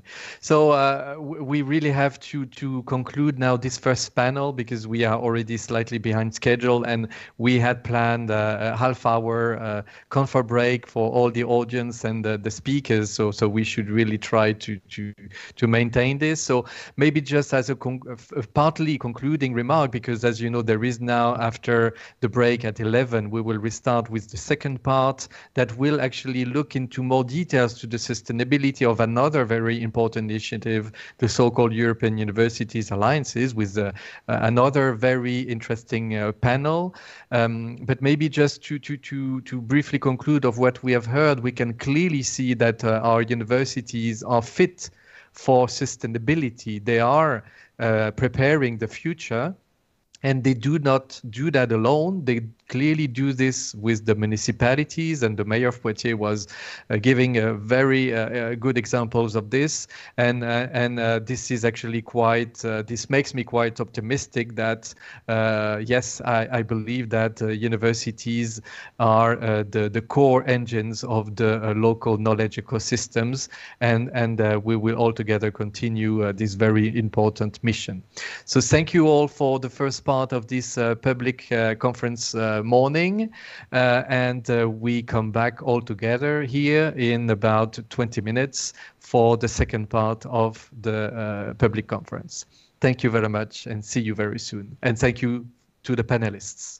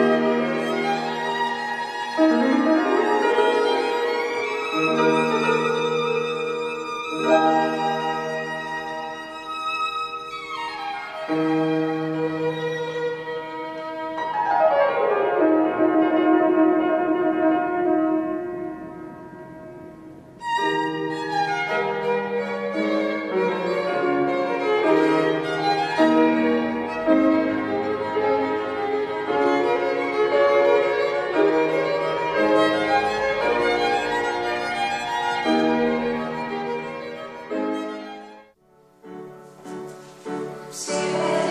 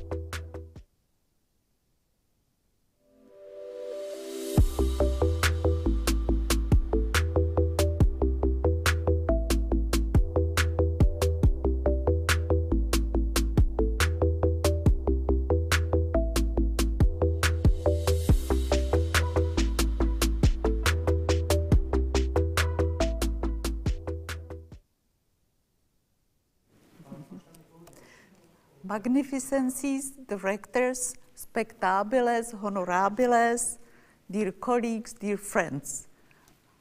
I have a pleasure to invite you to part 2 of our public conference.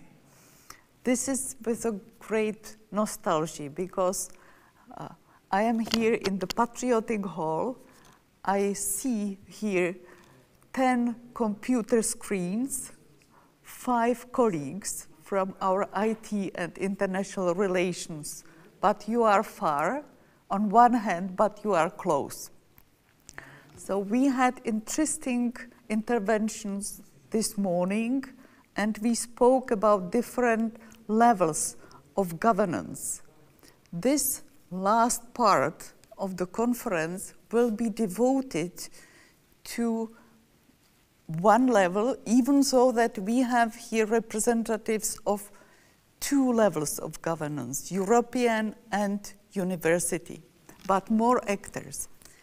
And we will be speaking about sustainability of the European University Initiative in the perspective of multi-level governance. I would like to draw your attention to the Coimbra Group statement on the rollout of the European University Initiative, which was published on June the 7th this year. Coimbra Group was present at the consultations and the debate about European University initiatives from the beginning. And I am seeing Sophia Eriksson-Watershoot, and I remember a wonderful meeting at Coimbra Group annual conference in Krakow 2 years ago when we were debating the project. And we very much appreciate the fact that we are and were included to the consultations from the beginning. In yesterday's debate, we had at the Rector's Advisory Group, someone made a comparison between European Union and a tanker, which is moving slowly ahead, even though that we think that the movement is not as quick as we would like to. I think that we may compare European university alliances to icebreakers, to the pioneers, the laboratories for innovation. And that's why Coimbra Group welcomes the fact that European university alliances are considered to be flexible, creative, that the bottom-up approach is applied, they are inclusive and implementing ambitions, with preserving the autonomy of universities. Coimbra Group also welcomes the extension of the pilot phase for the duration of 4 + 2 years, and also even though that the funding of the alliances is relatively modest, that we would like not to concentrate only on structure building of European university. Regarding the proposed extension of European university alliances, Coimbra Group supports gradual extension and without financial penalties. Also, an application of financial incentives to expand strategic involvement of the quality of alliances, not quantity.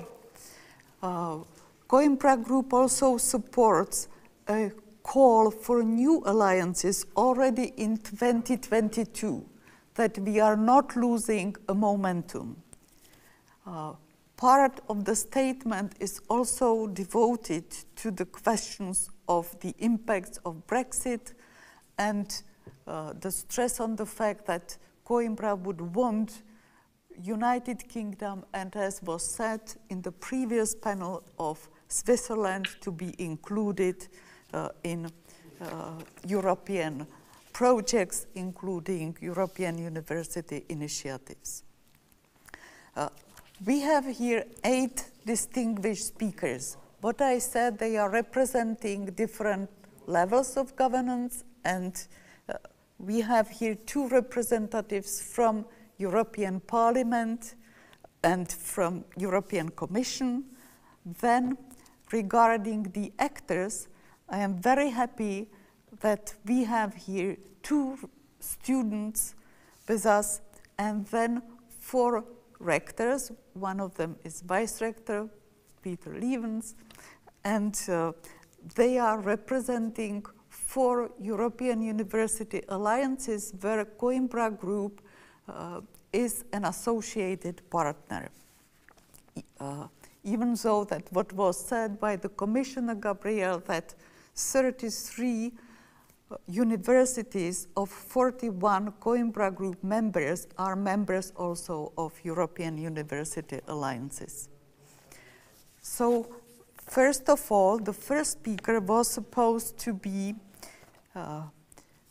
MEP Michaela Šojdrová, who is rapporteur for the European education area at the European Parliament. Unfortunately, she had to apologize at the last moment, and I am happy to welcome here her advisor for education, Lukáš Pachta, whom I know quite well because Lukáš used to be my student some years ago, and he finished his degree at Sciences Po in Paris, and then he was assistant to MEP Jana Hybášková and now Michaela Šojdrová. So, Lukáš, the floor is yours. I would like the speakers to keep 5 minutes for their talk, and I hope we will have then enough time for the debate afterwards. Thank you. Thank you very much, Professor Rovna. It's a really nostalgic for me to see you in Prague, in Charles University, also my alma mater, and so many greetings from Brussels to Prague, and many greetings from Michaela Šojdrová, who apologizes due to urgent constituency duties. She's in the Czech Republic too, but she has to be in her constituency in Moravia. So I would like to represent her at this very high esteem annual Coimbra Group conference, high level conference, and it's a big honor for me. I would like to talk on her behalf mainly about the report, as you mentioned, Professor Rovna, on the European education area, a shared holistic approach. Maybe I will send in the chat the reference to the report so that everybody can consult it. I'm sending it now, and the report is already published, and it will be negotiated and hopefully adopted in autumn this year. It's a European Parliament's response to the Commission communication and also to the quite recent Council resolution on the European education area and education and training monitor. The idea is to bridge the different views of the stakeholders and institutions, because there are some diverging views concerning the benchmarks and targets of the European education area. And the main message of the report should be that we need a common vision, which would be realistic and strategic, and which would be implementable, functional, and based on a clear governance with monitoring and evaluation. So, for example, concerning the multi-level governance, which is the topic of this conference to some extent, one of the recommendations would be that member states, together with the Commission, should elaborate more on the different forms of participation of each level of the governance, also for the European universities. So, regional, national, and also European. Concerning universities, because the report is not only about universities, it's about European education area, which entails also secondary education, primary education, even early childhood education. But concerning universities, let me highlight a few points which are in the report. Firstly, we stress the importance of international dimension of the European education area and a synergy with the European research area, and also Bologna process, European higher education area, maybe including reaching out to the UK universities, which are not unfortunately part of Erasmus anymore. And maybe there is with European universities and with alliances, and also together with the participation of the UK in Horizon Europe, there is some potential for reaching out to the UK universities. Secondly, we call to facilitate the expansion of automatic mutual recognition of learning outcomes and study periods abroad. This is something which would be a very tangible outcome for students and graduates all over Europe, and this should be done. And I think European citizens are really waiting for the EU to deliver in this matter. And thirdly, academic freedom in general must be recognized as a fundamental principle of the European education area. We see some problems and loopholes in a number of countries in Europe concerning the academic freedom, and we should not forget about this important element and part of the European tradition, because European universities established in Middle Ages have always been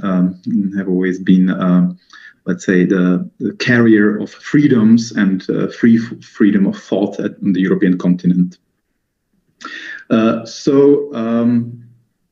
These elements are crucial in our view, for the European Universities Initiative, which is an important part of the European education area, and also together with the substantial increase of the Erasmus Plus budget, which allows for further development of European universities. So hopefully it will be the case for the years to come, that the budget will also keep increasing from one year to another. University alliances in general are key actors, and they should be visible and within the European education area and regularly consulted by the decision makers. So that would be one of the messages that we would like to pass. So I see that Professor Rovna is already watches the time. So I will stop now, and thank you very much for your attention, and I'm ready to answer to any of your questions. Thank you very much. Thank you for having me. Perspective, and we will go to European Commission. I am very happy to welcome here Sophia Eriksson-Watershoot, who is Director of Youth Education and Erasmus Plus at the European Commission's Directorate General for Education, Youth, Sport and Culture. She's in charge for Erasmus Plus project, European Solidarity Corps, European cooperation on schools, higher education, and youth policy. I realized that Sophia is also alumni of Coimbra Group, because she studied international economics in Uppsala University and experienced Erasmus student exchange in Montpellier, both Coimbra Group members. So Sophia, the floor is yours. Thank you so much, Lenka, and thanks to Charles University for hosting this conference, and of course thanks to also to Ludovic and the whole Coimbra Group. It's really nice to be here, and indeed even nicer being myself as well, an alumni of two of the members, as you say. And I must say, I also have the same warm memories from, as you mentioned, Lenka, from the Krakow meeting. It was a very productive meeting, and I must also thank Coimbra Group for being such an active partner since the beginning in shaping, together with the Commission and other stakeholders, of course, and member states, this really flagship initiative. So today in my intervention, I would like to focus on the European Commission's view on where we are now in terms of the conditions as we see for success and the sustainability of the European universities. So perhaps as a first point, it's worth to highlight again that European universities are not just a project. It's an ambitious and long-term vision to build the universities of the future. And we see that if we want to do that, it's only through deeper cooperation that the alliances will be able to reach their ambitious objectives and to actually have what we want, a structural, systemic and sustainable impact. So that's my first point. Secondly, I'm convinced that if we want this initiative to be a real success, it will depend on how much the European universities actually manage, and I would say from the very beginning, to involve as many students and as much staff as possible. Because in the end, the involvement needs to be ensured at all levels of the engaged institutions, including all faculties. I think this is, of course, a step-by-step path, but it has to have the right intention from the beginning. And thirdly, clearly, European universities, they need to link closely with where they are in their respective geographical areas, with their regions, with their cities, the business environment, and also the societal actors. I think that's absolutely essential if you want the alliances to be a success in their ecosystem, so to say. And actually, we are very happy if we look at the 41 European university alliances that we have now. Together, they involve more than 1,000 associated partners. And a large majority of these associated partners are from either the business world, the research world, or innovation fields, as well as many local and regional and national bodies. So it is very positive. And these three factors, somehow, if you take them together, they will help creating a so-called European knowledge creating teams that will be able to bring together all these actors, students, academics, researchers, but also the regional actors and the businesses and the civil society. Because we've seen more and more, and perhaps even more illustrated during the pandemic, that we need a kind of interdisciplinary or multidisciplinary approach. It has been seen as a recipe for success for addressing all the societal challenges that we are confronted with. And of course, this model can also help another really important societal need when it comes to deliver the skills we need, which are needed in this very dynamic and transformative labor market and society. And of course, linked to that, it can help upskilling and reskilling adult learners with high level and forward-looking competencies that are absolutely essential now in this big ongoing digital and green transition of Europe. So now the sustainability and the success of the European University Initiative, it will depend on the support that the alliances will receive, clearly, and that is both financially and regulatory. So let me say a few words about that. And it links, of course, to the plans, as you have mentioned also in your introduction, Lenka, the plans that we are putting on the table and we are discussing now on the further rollout of the European University Initiative.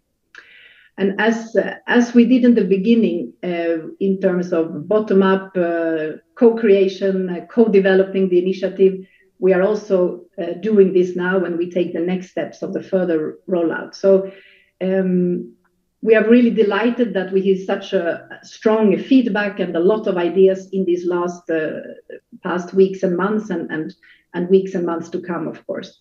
And we're also delighted to see that from the member states' minister side, they have given a very strong mandate for the further development of the initiative.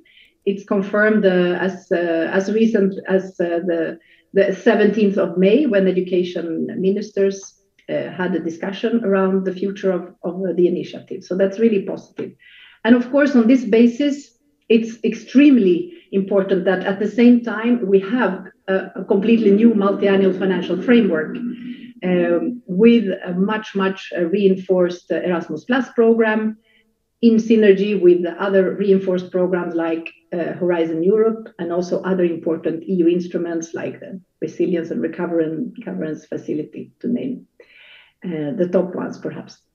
So this ongoing consulting of stakeholders is happening, and thanks again also for the statement, which of course from Coimbra that we have looked at carefully.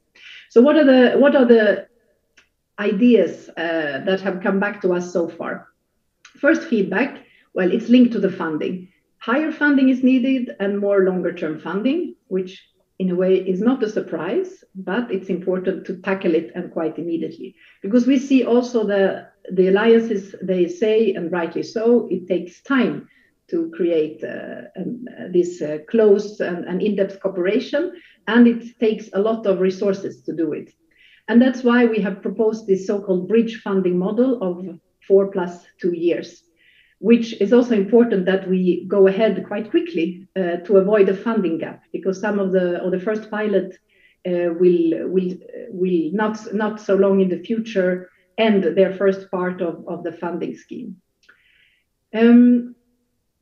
So this is the plans for the bridge funding, so to say. And of course, at the same time, we want to encourage what is already done by many member states to actually concretely co-finance the initiative.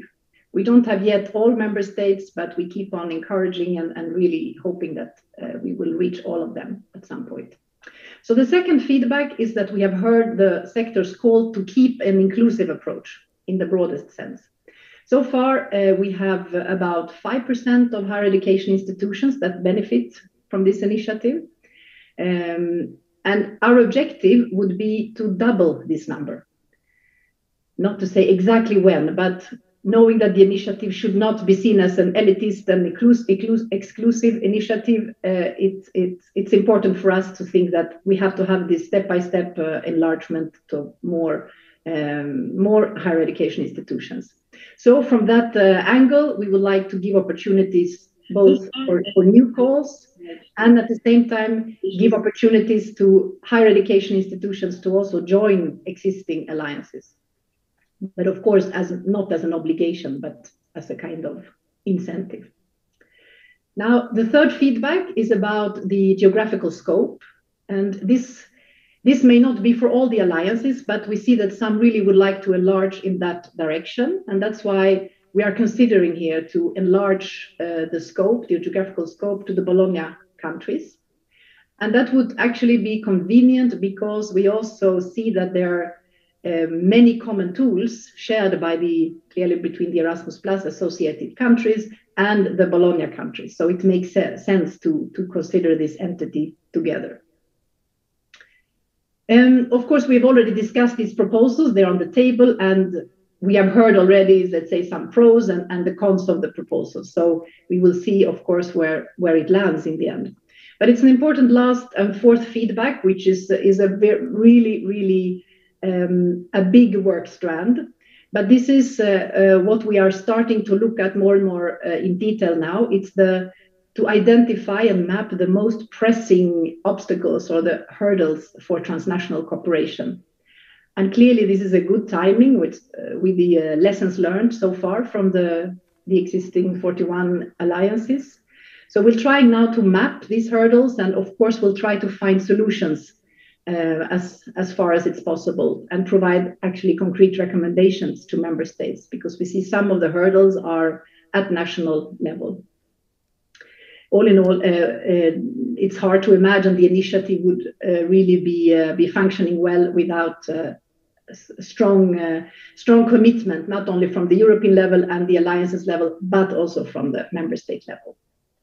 So just to conclude, the work has started in an impressive way since the launch of the first pilot, and we are talking here only 2 years ago, and we had a pandemic in between, and it's still ongoing. But we see a lot of work and progress despite all this. But of course, we still have a lot of work to be done. That's we see, and this is work to be done by all actors, not only the alliances, of course. But that's again why this conference and the panel in particular are really timely and important.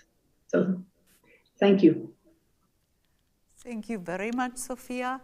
I very much agree with you that European University Alliances are about deeper cooperation. I think that they are even more, that they are about integration, that we see how the governance of universities are integrating, that there are also different levels, so that university, faculty, staff, students. And so I am very happy that I can welcome here also representatives of students, because we always speak about student-centered education and about unprecedented mobility, especially of students. And all our activities are aiming towards students. So I am happy to welcome here Mr. Kostis Giannidis, who is from Greece, and since April 2019, he is the president of the Erasmus Student Network. So I see that his first exchange was at Durham University, so also Coimbra Group alumni. So Kostis, the floor is yours. Thank you very much.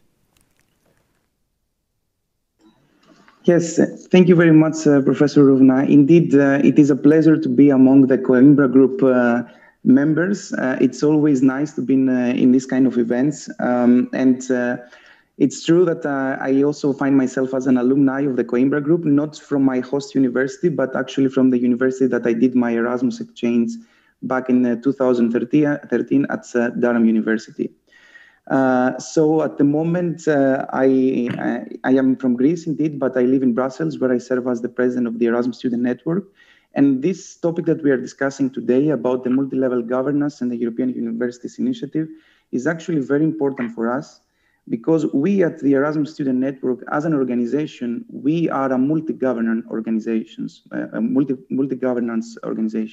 So we operate in 3 levels, at local, national, and international level.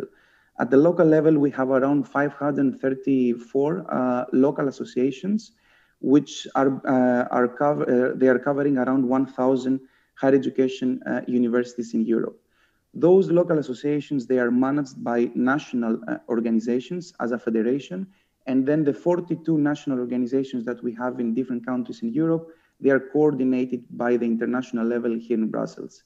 And each level, they have their own governance, their own board of management, they have their own independence, but all together we come as one.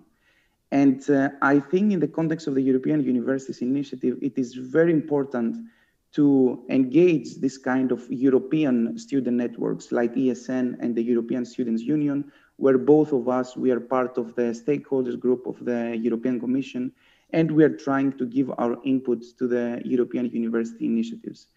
We, as an organization, we gather perspective from so many different backgrounds. Indeed, we can bring the student perspective from local, national, and international level, and this can be very helpful to inform and support the work that European University Alliances are doing.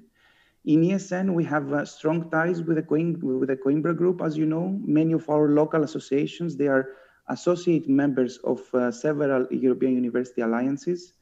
And for us, what is our main purpose is to support student mobility, to support international students while they're abroad.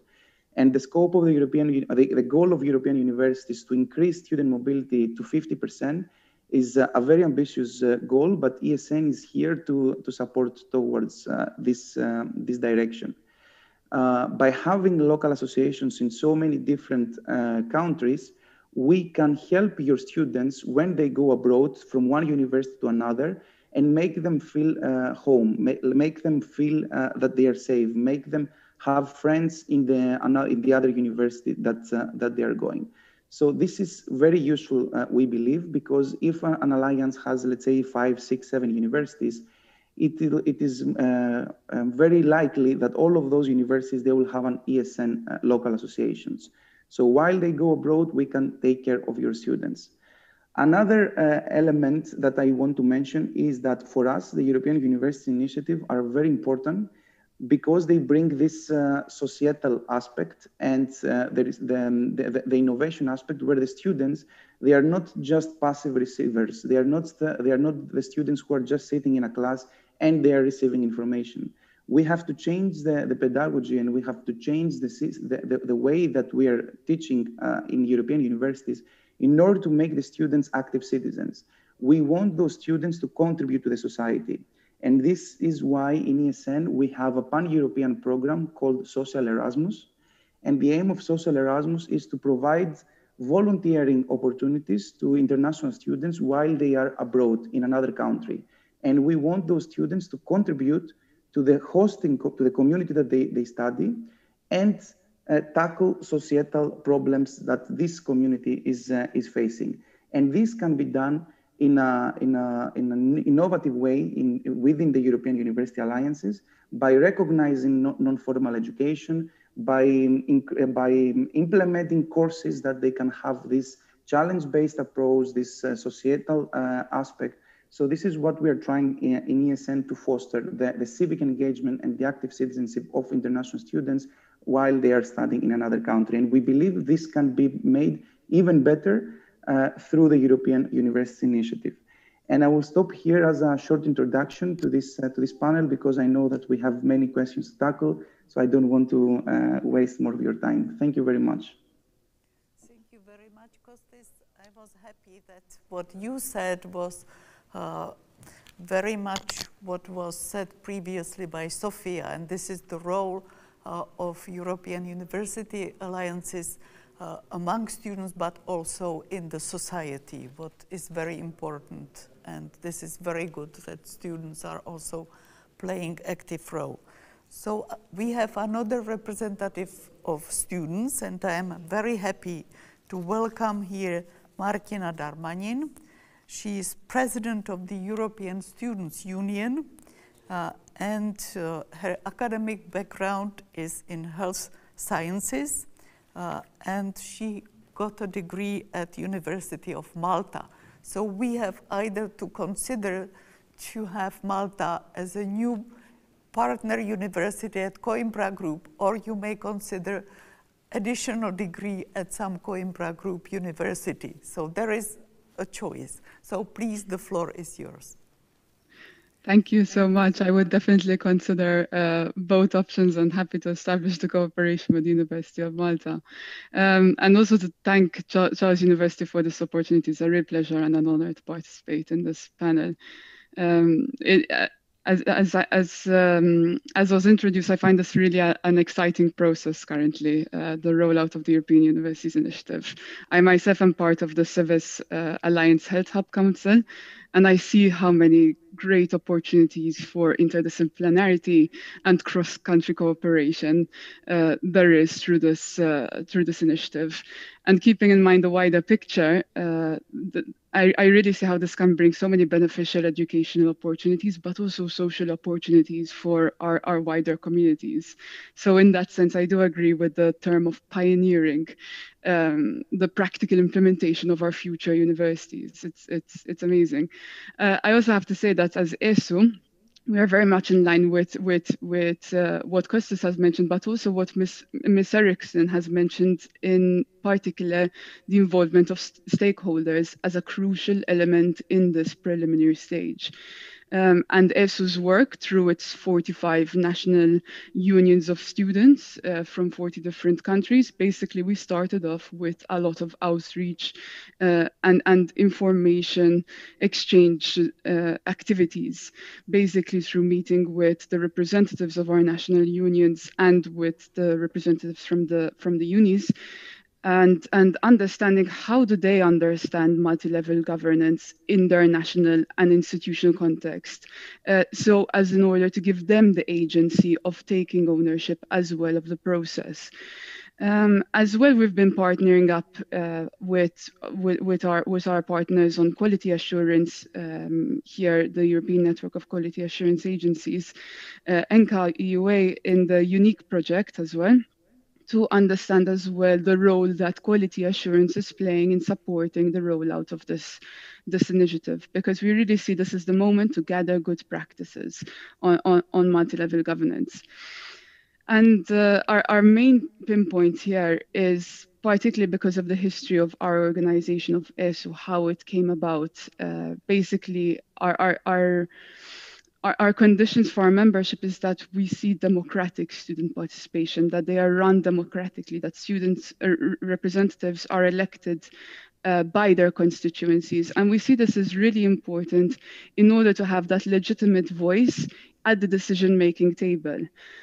Where it can be a bit intimidating when you're a young person, not really so aware of the process. So in this sense, we really do see that democratic student participation can keep student-centeredness at the core of the process. Not to exclude other stakeholders, but once you have students at the core, then that means that you have all the other stakeholders as well as part of the process, and you can have a sort of upward convergence of the enhancement of the rights and conditions of the educational community through this initiative. We also do see through our participation within the Bologna process, I mean, we entered, now we're celebrating our 20 years since we've entered the Bologna process. It was a historic achievement for ESO and student participation in that process. So we are really excited as well to see already the steps starting to form of collaboration with other associations, with the European Higher Education area, with the European Research area, with businesses, stakeholders. This is really sort of the best moment to have this broad stakeholder dialogue and involvement. So I'm really excited to be here and to take further questions on this panel. Thank you. Thank you very much, Martina. This is excellent to hear the students and to see their enthusiasm, because I was thinking about that what is the main driving force behind European University Alliances? This is enthusiasm. And we see that it is present from the same beginning. And I think what was also important was the fact that European universities, European university associations, including Coimbra, were involved in the process from the same beginning, and they were also co-creators. And I'm happy to see that students are sharing our enthusiasm. I am for EU Plus Alliance, or Charles University is the member of, and when we had a synergy conference together with other alliances and also Vanessa de Bier-Santon from European Commission, she was excited about students' excitement. She was talking about the sparkles in their eyes and how happy they were. So I'm very happy that you are sharing this enthusiasm with us. And now we will have block of 4 rectors. Hopefully we will be really 4. At the moment we are only 3 here. And the rectors and the vice rector will represent 4 alliances which are associated members of Coimbra Group. And the first speaker will be Vincent Blondel, rector of UC Louvain, who is professor of applied mathematics and also president of the National Fund for Scientific Research and vice president of the Belgian Francophone Rectors Conference. Vincent is representing Circle U, and I will not say more because this is up to you. So please, the floor is yours. Thank you very much. Yes, thank you very much, and thank you very much for the invitation. As you said, I think that it's one of the characteristics of European University that they drive enthusiasm from many different places, and that will also probably be the challenge for the future. So several of the speakers have already said how it is important it is to involve different stakeholders and also to have students involved. And I'd like perhaps to very briefly describe how we at Circle U do it with the 7 university partners in different, and you can see in my background here, the members of Circle U. So, and I'd like to outline 3 different aspects very briefly. One is that we want to bring stakeholders from many different places, bringing together, of course, students, researchers, academics, administrative staff. We need really this to be the project of the university as a whole, not just of its management. And of course, it's all very natural that at the start, it was sort of initiated from there, but it has really to be a university-wide objective, but also external stakeholders. And I'm thinking of, in the case of Circle U, of hospitals, cities, innovation networks. And so what we have put into place is platforms to bring all these stakeholders, the ones from within the university, but also outside, together on 3 different topics. And we've chosen these topics 2 or 3 years ago. It's climate, democracy, and global health. And we chose actually global health before the crisis. So, so these are the 3 topics for which it's quite clear that it's not just a matter for the university, but it's a matter also for cities, hospitals, networks, innovation networks, and so forth. And we also connected it to what we have put into place, the Open School of Public Governance, that organizes seminars, conferences, joint masters, PhD training, and that analyzes what solutions are proposed, whether they're feasible, whether they can really be activated within society. So that's the first thing that we have put into place at Circle U.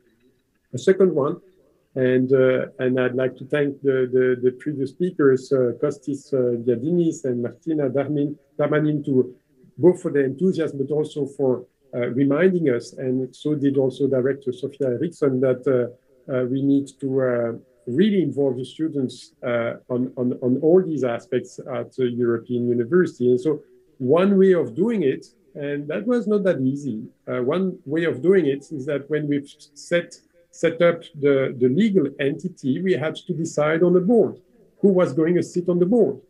And of course, it was all very natural to have the rectors. And so there are 7 rectors of the 7 universities, but we decided also to have 2 students. And so the board now consists of 7 rectors and 2 students, and they're there just as other board members. We have had a board meeting earlier this week, and we had several discussions about who could be associate partners in the future and all sorts of different aspects. And so I think it's not just a question of saying, yes, indeed, students need to be involved. In actual terms, we need really to have them involved in the governance. And because we have these students, they also had to decide on who was going to sit there, because it's not one for every university. And so there is a Circle U student union. So we have, of course, the student union within the university, but there is also a Circle U student union. And they've met already several times with their different members. So that's the second aspect, students in the driving seat, students in the driving seat. And then the third one is to ensure global outreach. If we think of these different challenges that I was mentioning, climate, democracy, global health, it's clearly not something we can just solve internally within Circle U or, of course, within Europe. It's also with our friends, of course, in the UK, all over Europe, but also to give it a truly global perspective. And I think that will be important and more important in the future. So just to summarize, I think from what has been said so far, there is certainly a convergence, but we need to, of course, of the challenge, identified challenge, but we need to really make it actionable and to incorporate them within European universities. I think, as you said, as you very clearly said, Professor Rovna, so there is immense enthusiasm. And we also are all extremely enthusiastic about these university alliances. The challenge will be to keep it in the distance. And of course, most of the people here are founders of these European universities. I'm not saying the institutions themselves are founders, but I was there at the very beginning of contacting the other partners. And so there is this excitement of putting this together. And gradually the founders will be replaced by people who were not at the start. And so the challenge will be to keep that enthusiasm and to make sure that it carries over to the next generation in the duration for the future of European universities. Okay, so thank you very much for your attention, and thank you again we are of course a very proud founding member of the Coimbra. I'm not talking about Circle U, I'm talking here about UC Louvain, and we are founding members of the Coimbra Group, and we're very proud to be part of it. Thank you very much for your attention. Thank you very much, and I'm very happy that in fact, in the center of all debates, we have sustainable institutions. What is exactly SDG goal number 16? What is the center of our today's public conference? How institutions matter, but they must be sustainable. And what you say now, the new generation is coming. They are students, but also new governance of universities, and this will happen at Charles University at the beginning of next year as well. So I am very happy that we are also joined by the rector of the University of Barcelona, Juan Gardia Olmos, who is professor of methodology of behavior sciences at the Faculty of Psychology, and he is representing Charm EU, an alliance which is also associated member of the Coimbra Group. So we will be happy to hear about Charm EU, please. Thank you. Thank you very much. Can you hear me okay? Okay, thank you very much. First of all, I apologize for my delay. So we have some problems for connection with this session, and we have some delays into access to the link. Thank you very much also for giving us this opportunity to share with you our experience in relation to European Alliance. For us, it's a very exciting project, and it's a very interesting opportunity to define a new way to build European university. And I agree absolutely with the proposition of Vincent talking about the student in the driver's seat, and also to define the next generation opportunity as a key aspect, a key factor to define the new future in relation to the European University collaboration procedure. But really to the question proposed, I have been rector in my university, in the University of Barcelona, and also, as you said, coordinator of Charm for 5 months now. Before, I knew the initiative from my role of a simple professor of my university, and the majority of the time so far for this concept. Okay, so far for the general idea of a new European university facility. But now, as a rector of the University of Barcelona, my reality first changed. So it is permanently my agenda every Monday at 8:30. The first meeting of my agenda is to dedicate our attention to evaluate the circumstances around the Charm EU. I chaired a meeting of the 24 Spanish universities participating in the 41 Alliance in Global 2 days ago, and I will have told you the same. I said to them, further down the big and small uneven barriers that we are pushing every day to build our alliances The European universities concept is an indisputable model for the future. In our opinion, we have not another possibility to go in this direction. We are being entitled to be icebreakers and test beds for the benefit of the European education area. And we are convinced and strongly committed with our proposal. However, the European universities and the European Commission are well aware now of the enormous effort that this innovative transformation means and needs from all of us. And this effort will not be sustainable if we don't consolidate our functioning. The initiative started as a project, and probably many of the alliances embraced it and started it internally as many other projects. The call itself was structured in this way. But we discovered very soon and very quickly that this was not. It is a systemic and institutional strategic and transformative initiative that requires many essential people of our organization working jointly with the essential people of our partners in a multi-governance, multicultural framework. All of us have experimented that sometimes it's not easy to keep aligned these priorities of the alliance with the priorities of each partner, to combine the governance of the alliance with the governance at home, among other challenges. The question is, what do we need to consolidate all this effort and ensure our sustainability? This is a central point of the discussion at all levels, at the Commission, internally at the Member States, the university networks, and obviously our alliances. Don't expect from my speech as a unique solution, just our conviction about some of the pillars that need to be the basement for sustainability. Only several key points. First, the motivation. To keep focus on the value proposition, the why. Transforming to ensure a better planet.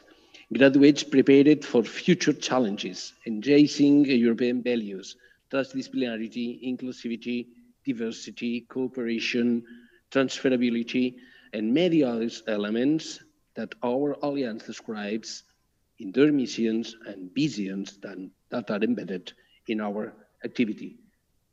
According with the first speaker, to put the students in the driver's seat. Second, the governance. Charmeu did a clear statement for the beginning that the governance for our model, we are still building it to fit the proposed, needs to be stemming from our partners' governance and well integrated with them, helping the European University to be more effective, but safeguarding the autonomy, very important aspect, and the profile of each partner universities. Third, the funding. This has been one of the central points in the intensive series of meetings between the European universities, the European Commission, the member states, and the stakeholders.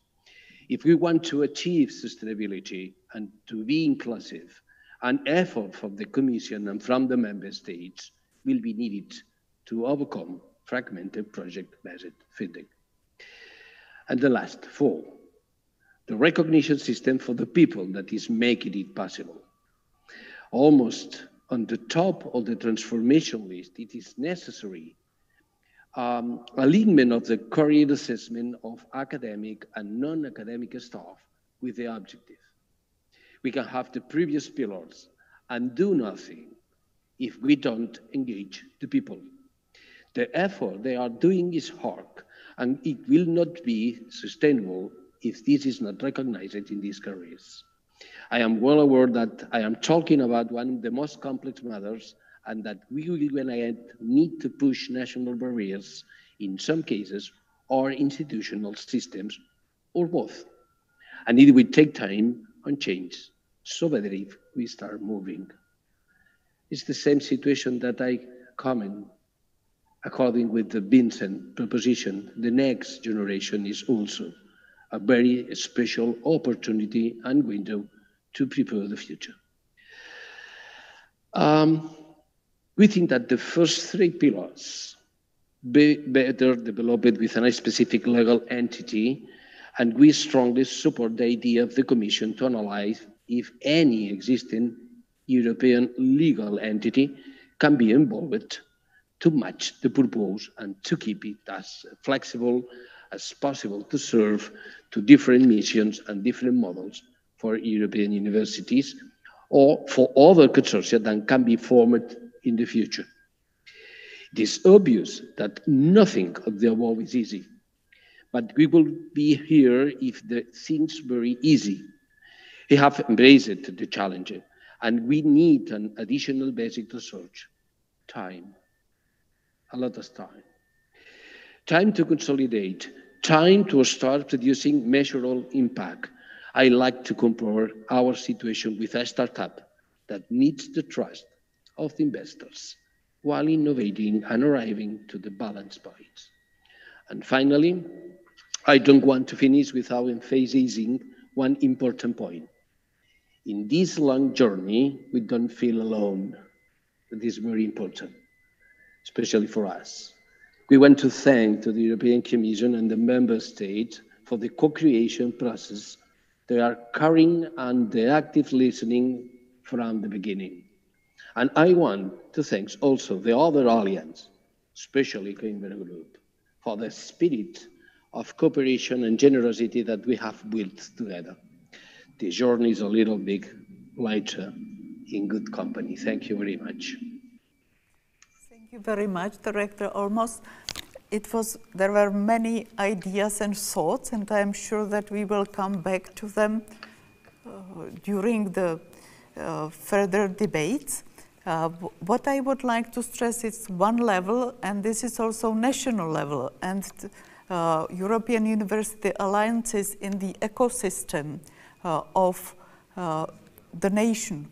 You were speaking about the representatives of the member state. What I think also is important that the role of European University Alliances on national level was strengthened by cooperation of those universities within the member states which are members of the alliances and the way how they deal with their national ministries. But we have still two European Universities Alliances and two representatives, and this is President of the University of Jena, Walter Rosenthal, who studied medicine at different universities in Germany, in Gießen, London, and who is also the member of the closed council of the European campus of city universities, EC2U, and these are all universities which are member universities of Coimbra. Please, the floor is yours. Yeah, thank you very much. Thank you for the kind introduction. And I have now the pleasure to introduce EC2U to you, the European Campus of City Universities. And I hope that at the end of my talk that you have at least an idea what EC2U is all about. The European Campus of City Universities is a multicultural and multilingual alliance consisting of 7 long-standing education and research-led, locally and globally engaged universities from diverse regions of the European Union. The University of Coimbra, the University of Iași, the University of Jena, the University of Pavia, of Poitiers, the University of Salamanca, and the University of Turku. The coordinator actually is Ludovic Tilly. He chaired the first session this morning, and I would like to take the chance and thank him for all his efforts. He is doing a great job. The ambition of EC2U is to create a pan-European campus, connected by the common European identity, contributing to the creation of a smart higher education ecosystem through a novel model of quality and education for an inclusive civic society. This unique model relies on a strategy producing synergies from education, research and innovation, including the involvement of academic institutions, municipalities, higher education, regulatory bodies, ministries, for example, socio-economic cities and entities, and last not least, citizens. Could I have the next slide, please? Already the name of the alliance shows that we look beyond the universities, European Campus of City Universities. The two is C+C university, campus and cities. The alliance represents a community of 160,000 students and 20,000 staff in direct reach to more than 1.6 million citizens. An explicit goal of the alliance is to include the respective communities. The next slide gives an overview of our associated partners in cities, in industry, and in business. You can see that it's quite a complex structure, that we have many stakeholders involved in the alliance. And if you look at Jena, for example, it's the city. The mayor of the city is very actively involved. It's the Economic Development Corporation of the city, companies, and what's very important also, students' representatives. You've mentioned already in the previous talks that the participation of the students is a central point. The next slide shows the structure of the alliances in terms of activity and topics. The horizontal structures show the cross-sectional themes: management, government, networking and integration, especially of students, communications within the consortium and beyond, and in particular, transfer to society. The three vertical pillars show our virtual institutes, and they describe the three UN Sustainable Development Goals: good health and well-being, quality education, sustainable cities, and communities. And I would like to mention here that we have been working together for quite a while, and only on these three topics, we have more than 1,000 joint publications within the last 10 years. The next slide shows our main activities, and I mention only a few within the short time I have. The joint master's program, I mentioned already the virtual institutes for each focal area, which I just mentioned. We have think tanks. We have an entrepreneurial academy in collaboration with industry, with companies, and we have an organized collaborations with school and teacher exchange. Sustainability, inclusiveness, and integrations are core themes of the Alliance that we will address that in a multitude of activities, measures, and deliverables. The next slide is a complicated one, and I will walk you through it. The next slide, please. It shows our organization, the organization, the governance structure of ECTU, and the main point here is really that it was designed in a way that all groups are involved, all stakeholders are really involved, included, even including the associated partners. Finally, I would like to conclude from what we have experienced so far, and I would like to, I think many of the points have been mentioned already. So what I think it's very important that the pilot phase is too short. It needs time to build up a structure, to come from a kind of project to an institution. It simply takes time. To include the entire university is not something you can do within a couple of years. We have to identify and overcome existing hurdles, for example, questions related to accreditation. We need a solid financial support for a long-term perspective. That's crucial, but we also need the commitment of the regional and national governments, and we need appropriate legislative frameworks. Third, we rather see the benefit in the networking component that is strictly defined with strictly defined structures. We need diversity and heterogeneity as a key to innovative European higher education and research areas. And this should be reflected in the openness of the models and financing for the alliances. Alliances should be supported in an holistic approach to implement their mission and goals. The idea of the extension of 2 years is a great one, but we should not be restricted to a certain number of partnerships. I think quantity matters. We have to set high quality standards, and that's much more important than quantity.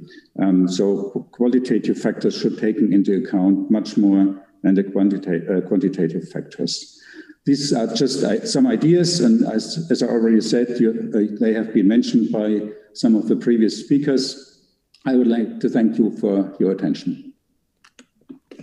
Thank you very much, Director Rosenthal. It was very interesting to listen about EC to you.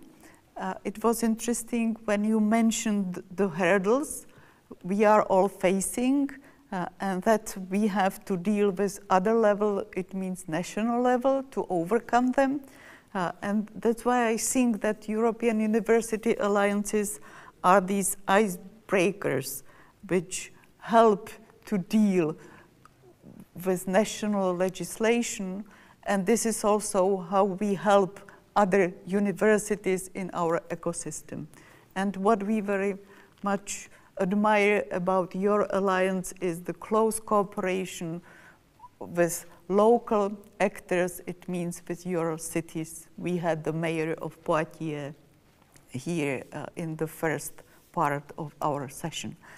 Last not least, Una Europa and Peter Levens, who is representing here Una Europa and who is also the Vice Rector of Catholic University Leuven and Professor of Experimental Physics. And he will present Una Europa composed by 8 universities. So please, Peter, floor is yours. Thank you very much for the introduction and for having me, Lenka, dear colleagues. It is a pleasure for me to say a few words about Una Europa, with an alliance with 8 leading research-intensive universities from all corners of Europe. We are value-driven and are strongly engaged together for shaping the future of Europe, as I think we all are with these initiatives. We want, and in that respect, we share the ambition of the European Commission to enhance the quality of education and the educational offers, and at the same time also the excellence of research by strengthening our cooperation within Europe. And that way we want to ensure that our impact on society is going to be ever higher, and that together we can really build a sustainable future for the European higher education area.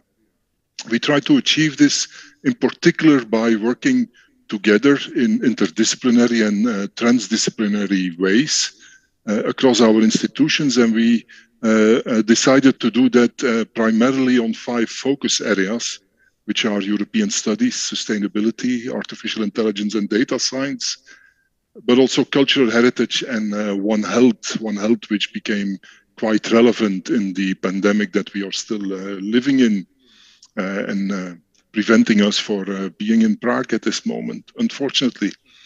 Within these topics, we currently are developing something like 20 pilot projects, and that we do by implementing joint formats, innovative formats for education, and we also built upon new initiatives for novel, innovative mobility. These pilots include joint bachelor programs on European studies and on sustainability, joint doctoral programs, for instance, in cultural heritage, but also joint lifelong learning initiatives, of course, including digital components quite often, but blended and with interactions with local actors, businesses and partners in the various universities, and that in these 5 focus teams. When we talk about, and that's what this discussion session is about, sustainability of alliances, then I think it is important that we are And that is one of our cornerstones, open to other types of partnerships, which is one of the reasons why we are so pleased that the Coimbra Group is an associated member of our alliance. European universities or European university alliances should be open to the world, also beyond the EU 27. And in that sense, it is important that we can use this broader openness to reinforce our points of view, and in particular, our ideas about European values, which is the basis for our cooperations. So in that context, I really want again to emphasize the important role of UK universities, also post-Brexit, the contribution of these partners. We have one very strong partner in our alliance. It's going to be vital for the continued success of what we are currently doing. And furthermore, they could, as UK partners, bridge Europe with the rest of the world and use their strong research base and extensive experience in research-driven and innovative education at the same time. Building strong and lasting alliances, to our opinion, requires holistic approaches, and that goes beyond the running short projects that are supported by Erasmus and Horizon. And this is why early on, even before our Erasmus project started, we established a non-for-profit organization according to Belgian law, Una Europa VZW, which is supported by an office and a small team active in Brussels. And that really has allowed us to build governance structures that are sustainable and go beyond the structures that we need to run projects. The idea is to really facilitate long-term, deep and integrated collaboration at various levels between the partner institutions, and to our opinion is key for the long-term stability together. Another important aspect of sustainability is the scalability of joint initiatives at various levels again. This is why we developed a so-called project team approach, which builds on initiatives that are led by one of the universities and who then are in charge of sharing the output and the ideas within a group with partners from the different institutions. This is a system that is easy to scale up because it is based on mutual trust in internal systems and is closely embedded with the overarching and well-organized support teams that are organized across the 8 universities. So that is one part, but the second part very much related to that is the long-term commitment of the management beyond leadership changes, as was mentioned by previous speakers before. So this is one aspect. Another aspect that we have started with is to really think about how we can shape the future of universities, and not only university alliances in the future. We do this by establishing and operating a future university lab, which actually acts as a kind of think tank, is designed as a living laboratory, and has now recently come up with a first position paper, building activities and thoughts on 3 pillars: value, sustainability, and spaces, various spaces, obviously, and with a recommendation that is at the same time bold, integrated, and open. And if you want to read more, you can, I'm sure you can find a position statement on our website.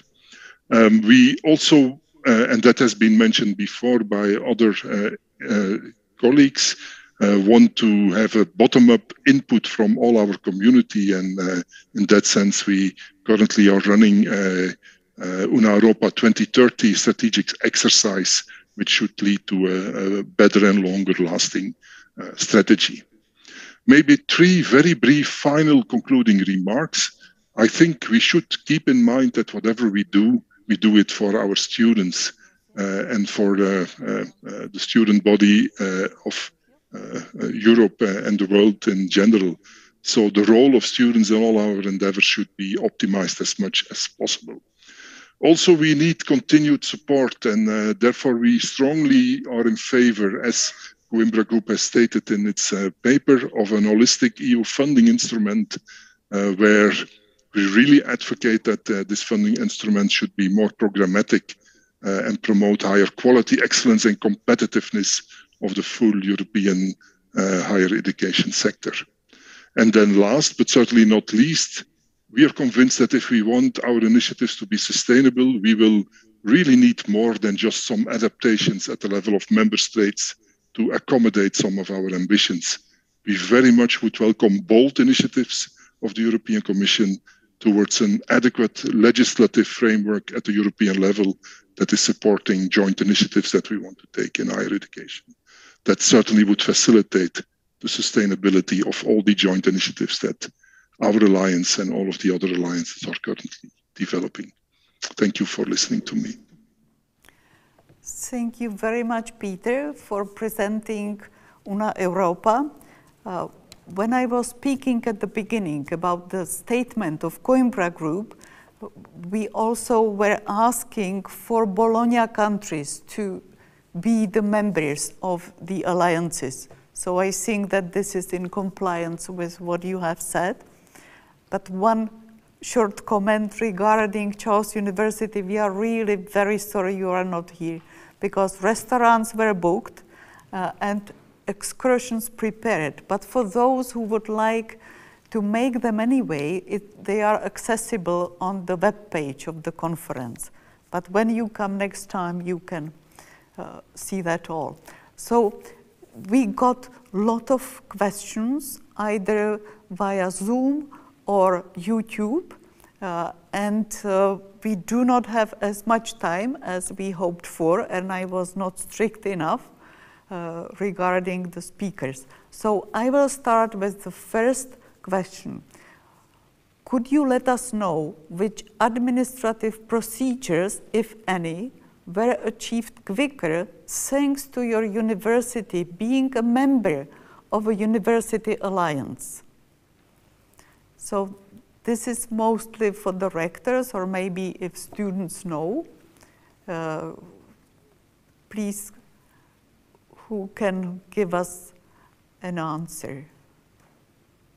So maybe during your thinking, I can share with you experience of for EU+, where are two member universities of Coimbra, Charles University and Heidelberg, so that we offered our students courses, online courses given at all our 6 universities, and they were automatically recognized, so that there were nearly 300 courses offered, and nearly 500 students took the courses of other university, and this was not necessary to have any administrative procedures. There was automatic recognition. So I will be, and those who are watching us would be happy if you could also share some experiences of yours.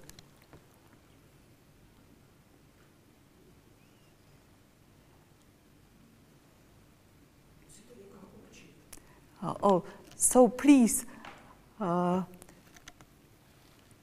yes, please.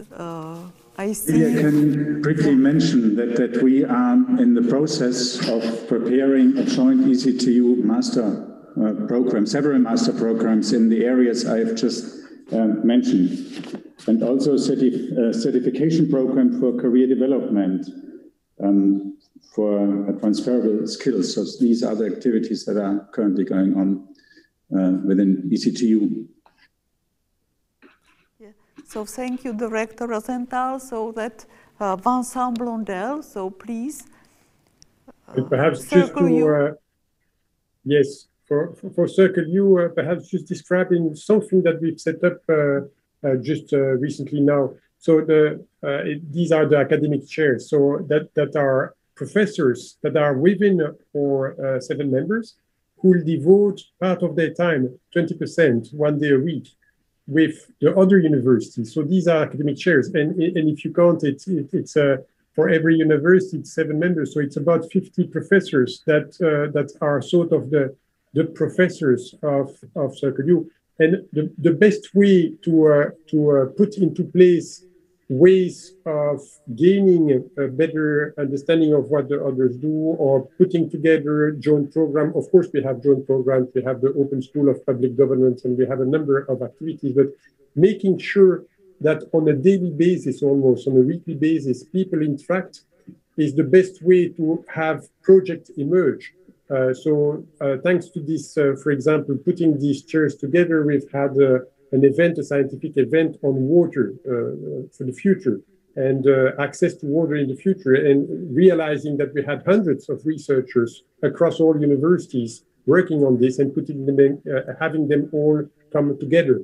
So I think that's really making sure that there are times at which people interact and they think of themselves as being part of a community that is larger than the university, in this case Circle U, and we'd like to have the same for students, that they have a student card, that it's not just for the university, it's a Circle U student card. So they're really part of something that is larger than their community, is the best way of having then progressively new ideas, new projects, new programs, new mobility, and new development emerging. So the academic chair, I'm just sharing this with you because we have selected the 7 professors who will at UC Louvain be part of that academic chair, and the same is being done in the other university, and we'll have sort of the first set of professors who will be more Circle U and devote time, a significant part of their time for Circle U. Thank you very much. Peter Levens, can you share with us experiences of Una Europa? Yes, just to give the example of the joint bachelors, this has been a quite ambitious experience where we wanted to have 8 universities organizing together a program at bachelor level. Well,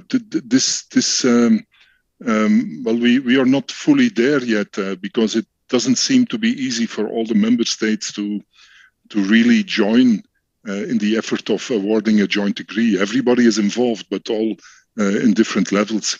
So what we need there is, and what we also have obtained in some of the member states, including Flanders, are exceptions to the normal regulatory framework of organizing higher education programs.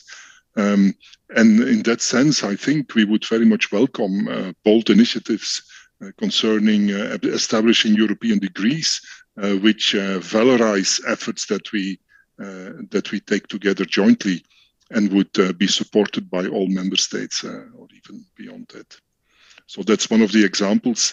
Another example, and there we have really made significant progress, is in organizing joint programs for doctoral students, which then supplement bilateral dual degree or joint degree initiatives. But the joint program itself is organized by a group of academics, really forming a very close research and education community, and that way really raising the level of the offerings for the joint program. Thank you very much. And could I ask also the rector, almost from Charm EU?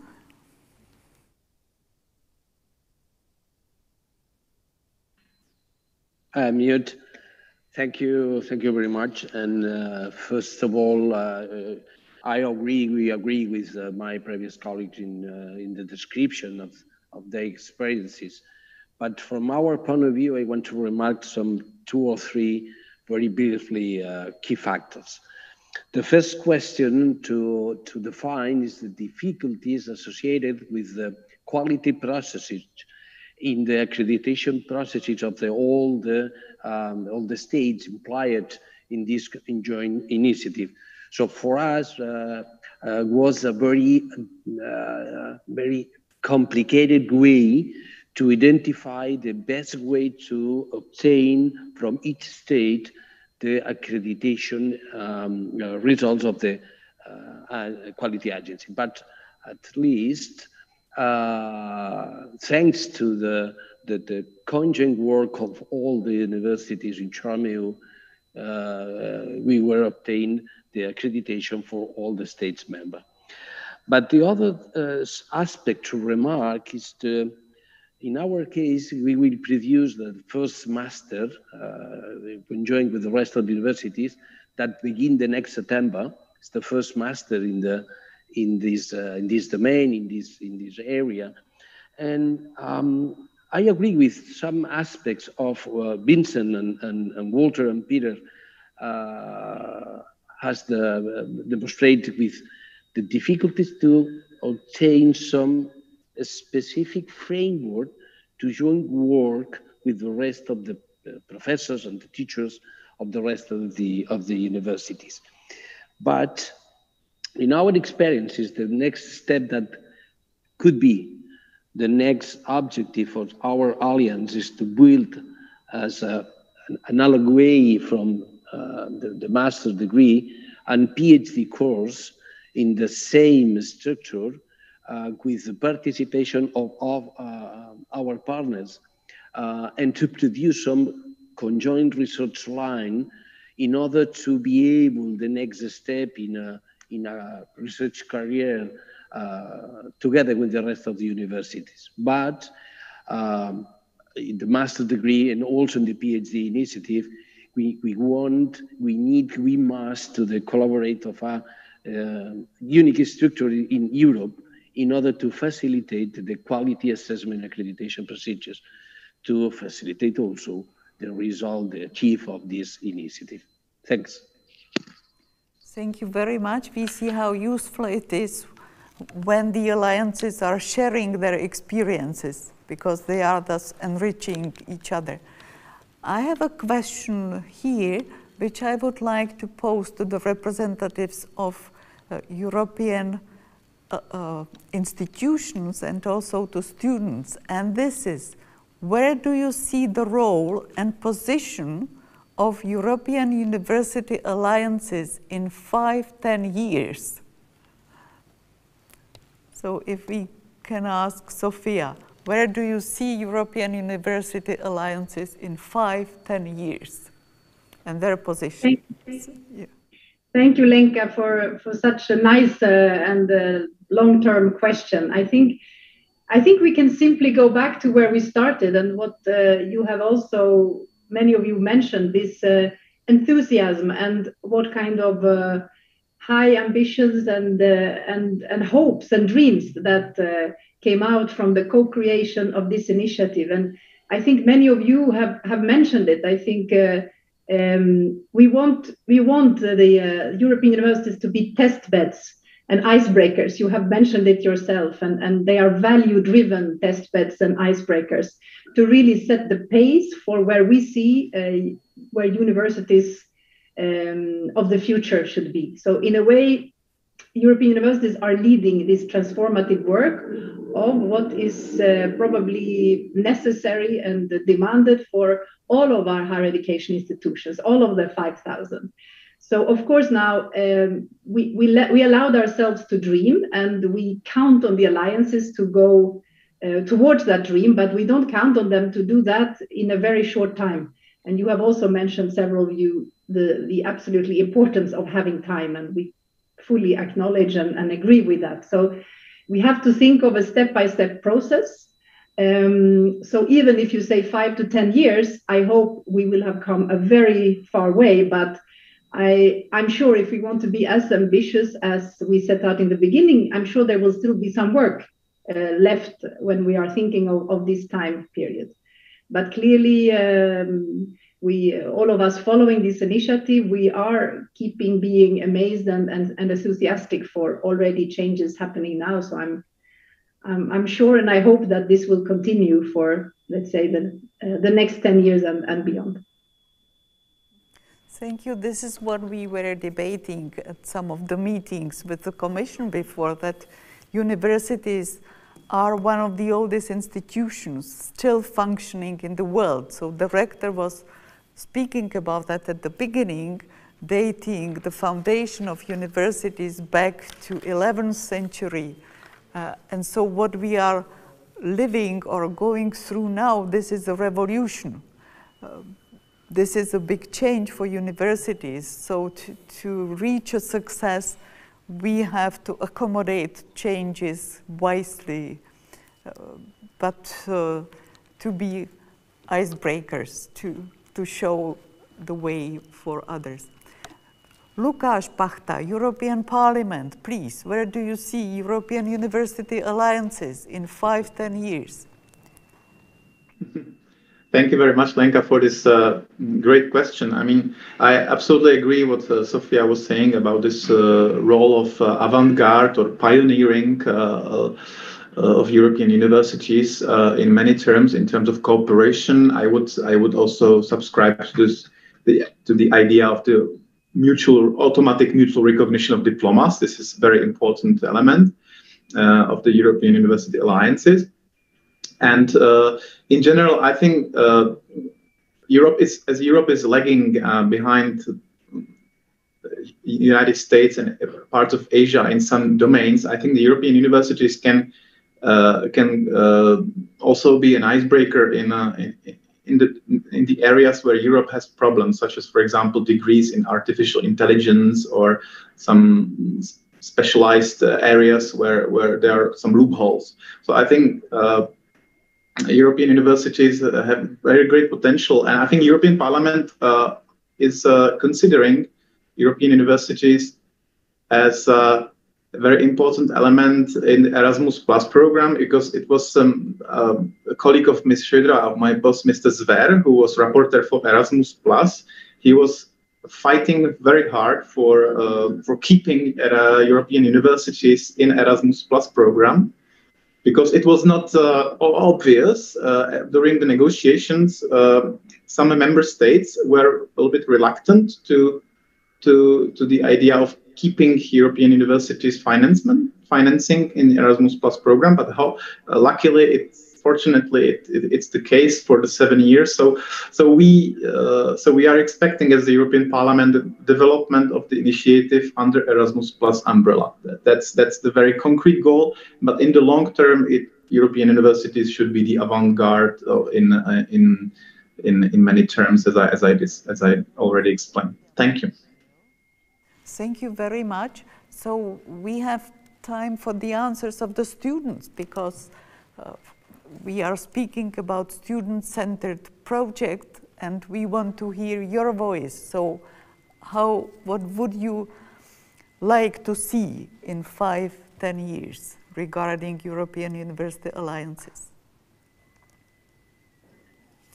Martina, do you want to go first? Go ahead, Kostas. Okay, great. Thanks a lot.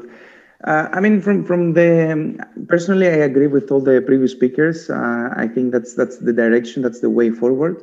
From the ESN standpoint of view, we would like to see the European universities to be more receptive and more open to receiving international students and promoting student mobility in a much easier manner. So we would like to really see the notion of seamless mobility. We would like to see students to be so easy for them to go to another country, to another university, without having to deal with all of this kind of bureaucratic and administrative procedures that we are facing today. Because this is a big factor to demotivate students to pursue different opportunities and different challenges. And I hope that we will see in 10 years many instruments that have been created, that are being created at the moment, like Erasmus Plus app, the online learning agreement, and other tools that the European Commission is launching to be fully integrated in this European Universities initiative. So for students to, as I said before, to be a very easy option for them to go abroad and become active citizens, to open their horizons, and to become more, let's say, global and European citizens. And yeah, that will be from our side. Thank you. Martina, please. Nothing more to add to what Kostas and all the previous speakers has said, just to highlight what a very important chance this is for not only the academic community, but the wider society that is being included in this process. because we have the chance to really holistically implement the policies which we have been working on, either through the European Commission, either through the Bologna process, the social dimension, learning and teaching, digitalization. These policies have gone through many democratic processes to be established. And so I see in 5 years' time, if we continue on this pathway of democratizing these institutions, that we really would see the holistic implementation of academic freedom, of diversity, of equality, equity, quality in innovation and teaching and learning, and through institutional autonomy.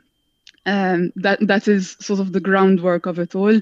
And above it, the interministerial cooperation, the accountability towards the funds that are going in, that we see the funding streams being really sustainably pushed down towards the local levels and really given towards the institutions to show us how they would bring this to life in their cultural, national and institutional context. So yes, I'm very excited for the next 5 years. Thank you very much. It was very exciting. We got much more questions, so we are very sorry because our time is out, but I think we can promise that we will answer the questions via internet. And I think, to conclude, that this was very interesting panel, which is in European University Alliances trying to combine excellence and also inclusiveness, that there are many tasks ahead. For instance, what was mentioned before, European degree, European legal entity, and that we very much hope that the process of consultation, this bottom-up process, will continue. So thank you very much for your participation in the panel, and I will now ask the Rector of Charles University, Professor Tomáš Zima, to conclude the public conference. Thank you very much. Thank you, Lenka. Dear colleagues, dear friends, I think that we spent together a few hours this morning when we are discussing one. It's a very important issue, the sustainability of our societies, our experiences from universities to societies, and learn more. It's, we should say that we are the oldest institution, but we are also very innovative, effective, and accountable institution in the world. And we discussing the topics of the governance, society, the role of European Universities Initiative. We are in the first midterm of the first alliances which establishing a few years ago. We had the talks from the representative from United Nations, European Commissioner Mariya Gabriel, the representatives of the local governance as Lord Madam of Poitiers, and of course the main part, it was rectors, vice rectors, students representative, when we sharing the experience on the sustainable universities as example for society and for the whole world to protect our life and our globe. We learn a lot, and of course many questions is open, and also it's a role of the university to have the open discussion, to putting the questions and make the answers on it together with the cooperation with the universities and societies. I would like many thanks to colleagues from the Coimbra Group office, the team from my university, as leading by the director of the International Relations Office, Vráťa Koza, IT teams of our university, which are not only through this public conference, but also the whole annual Coimbra annual conference. I would like also to thank all participants in the two panels and our speakers at the beginning.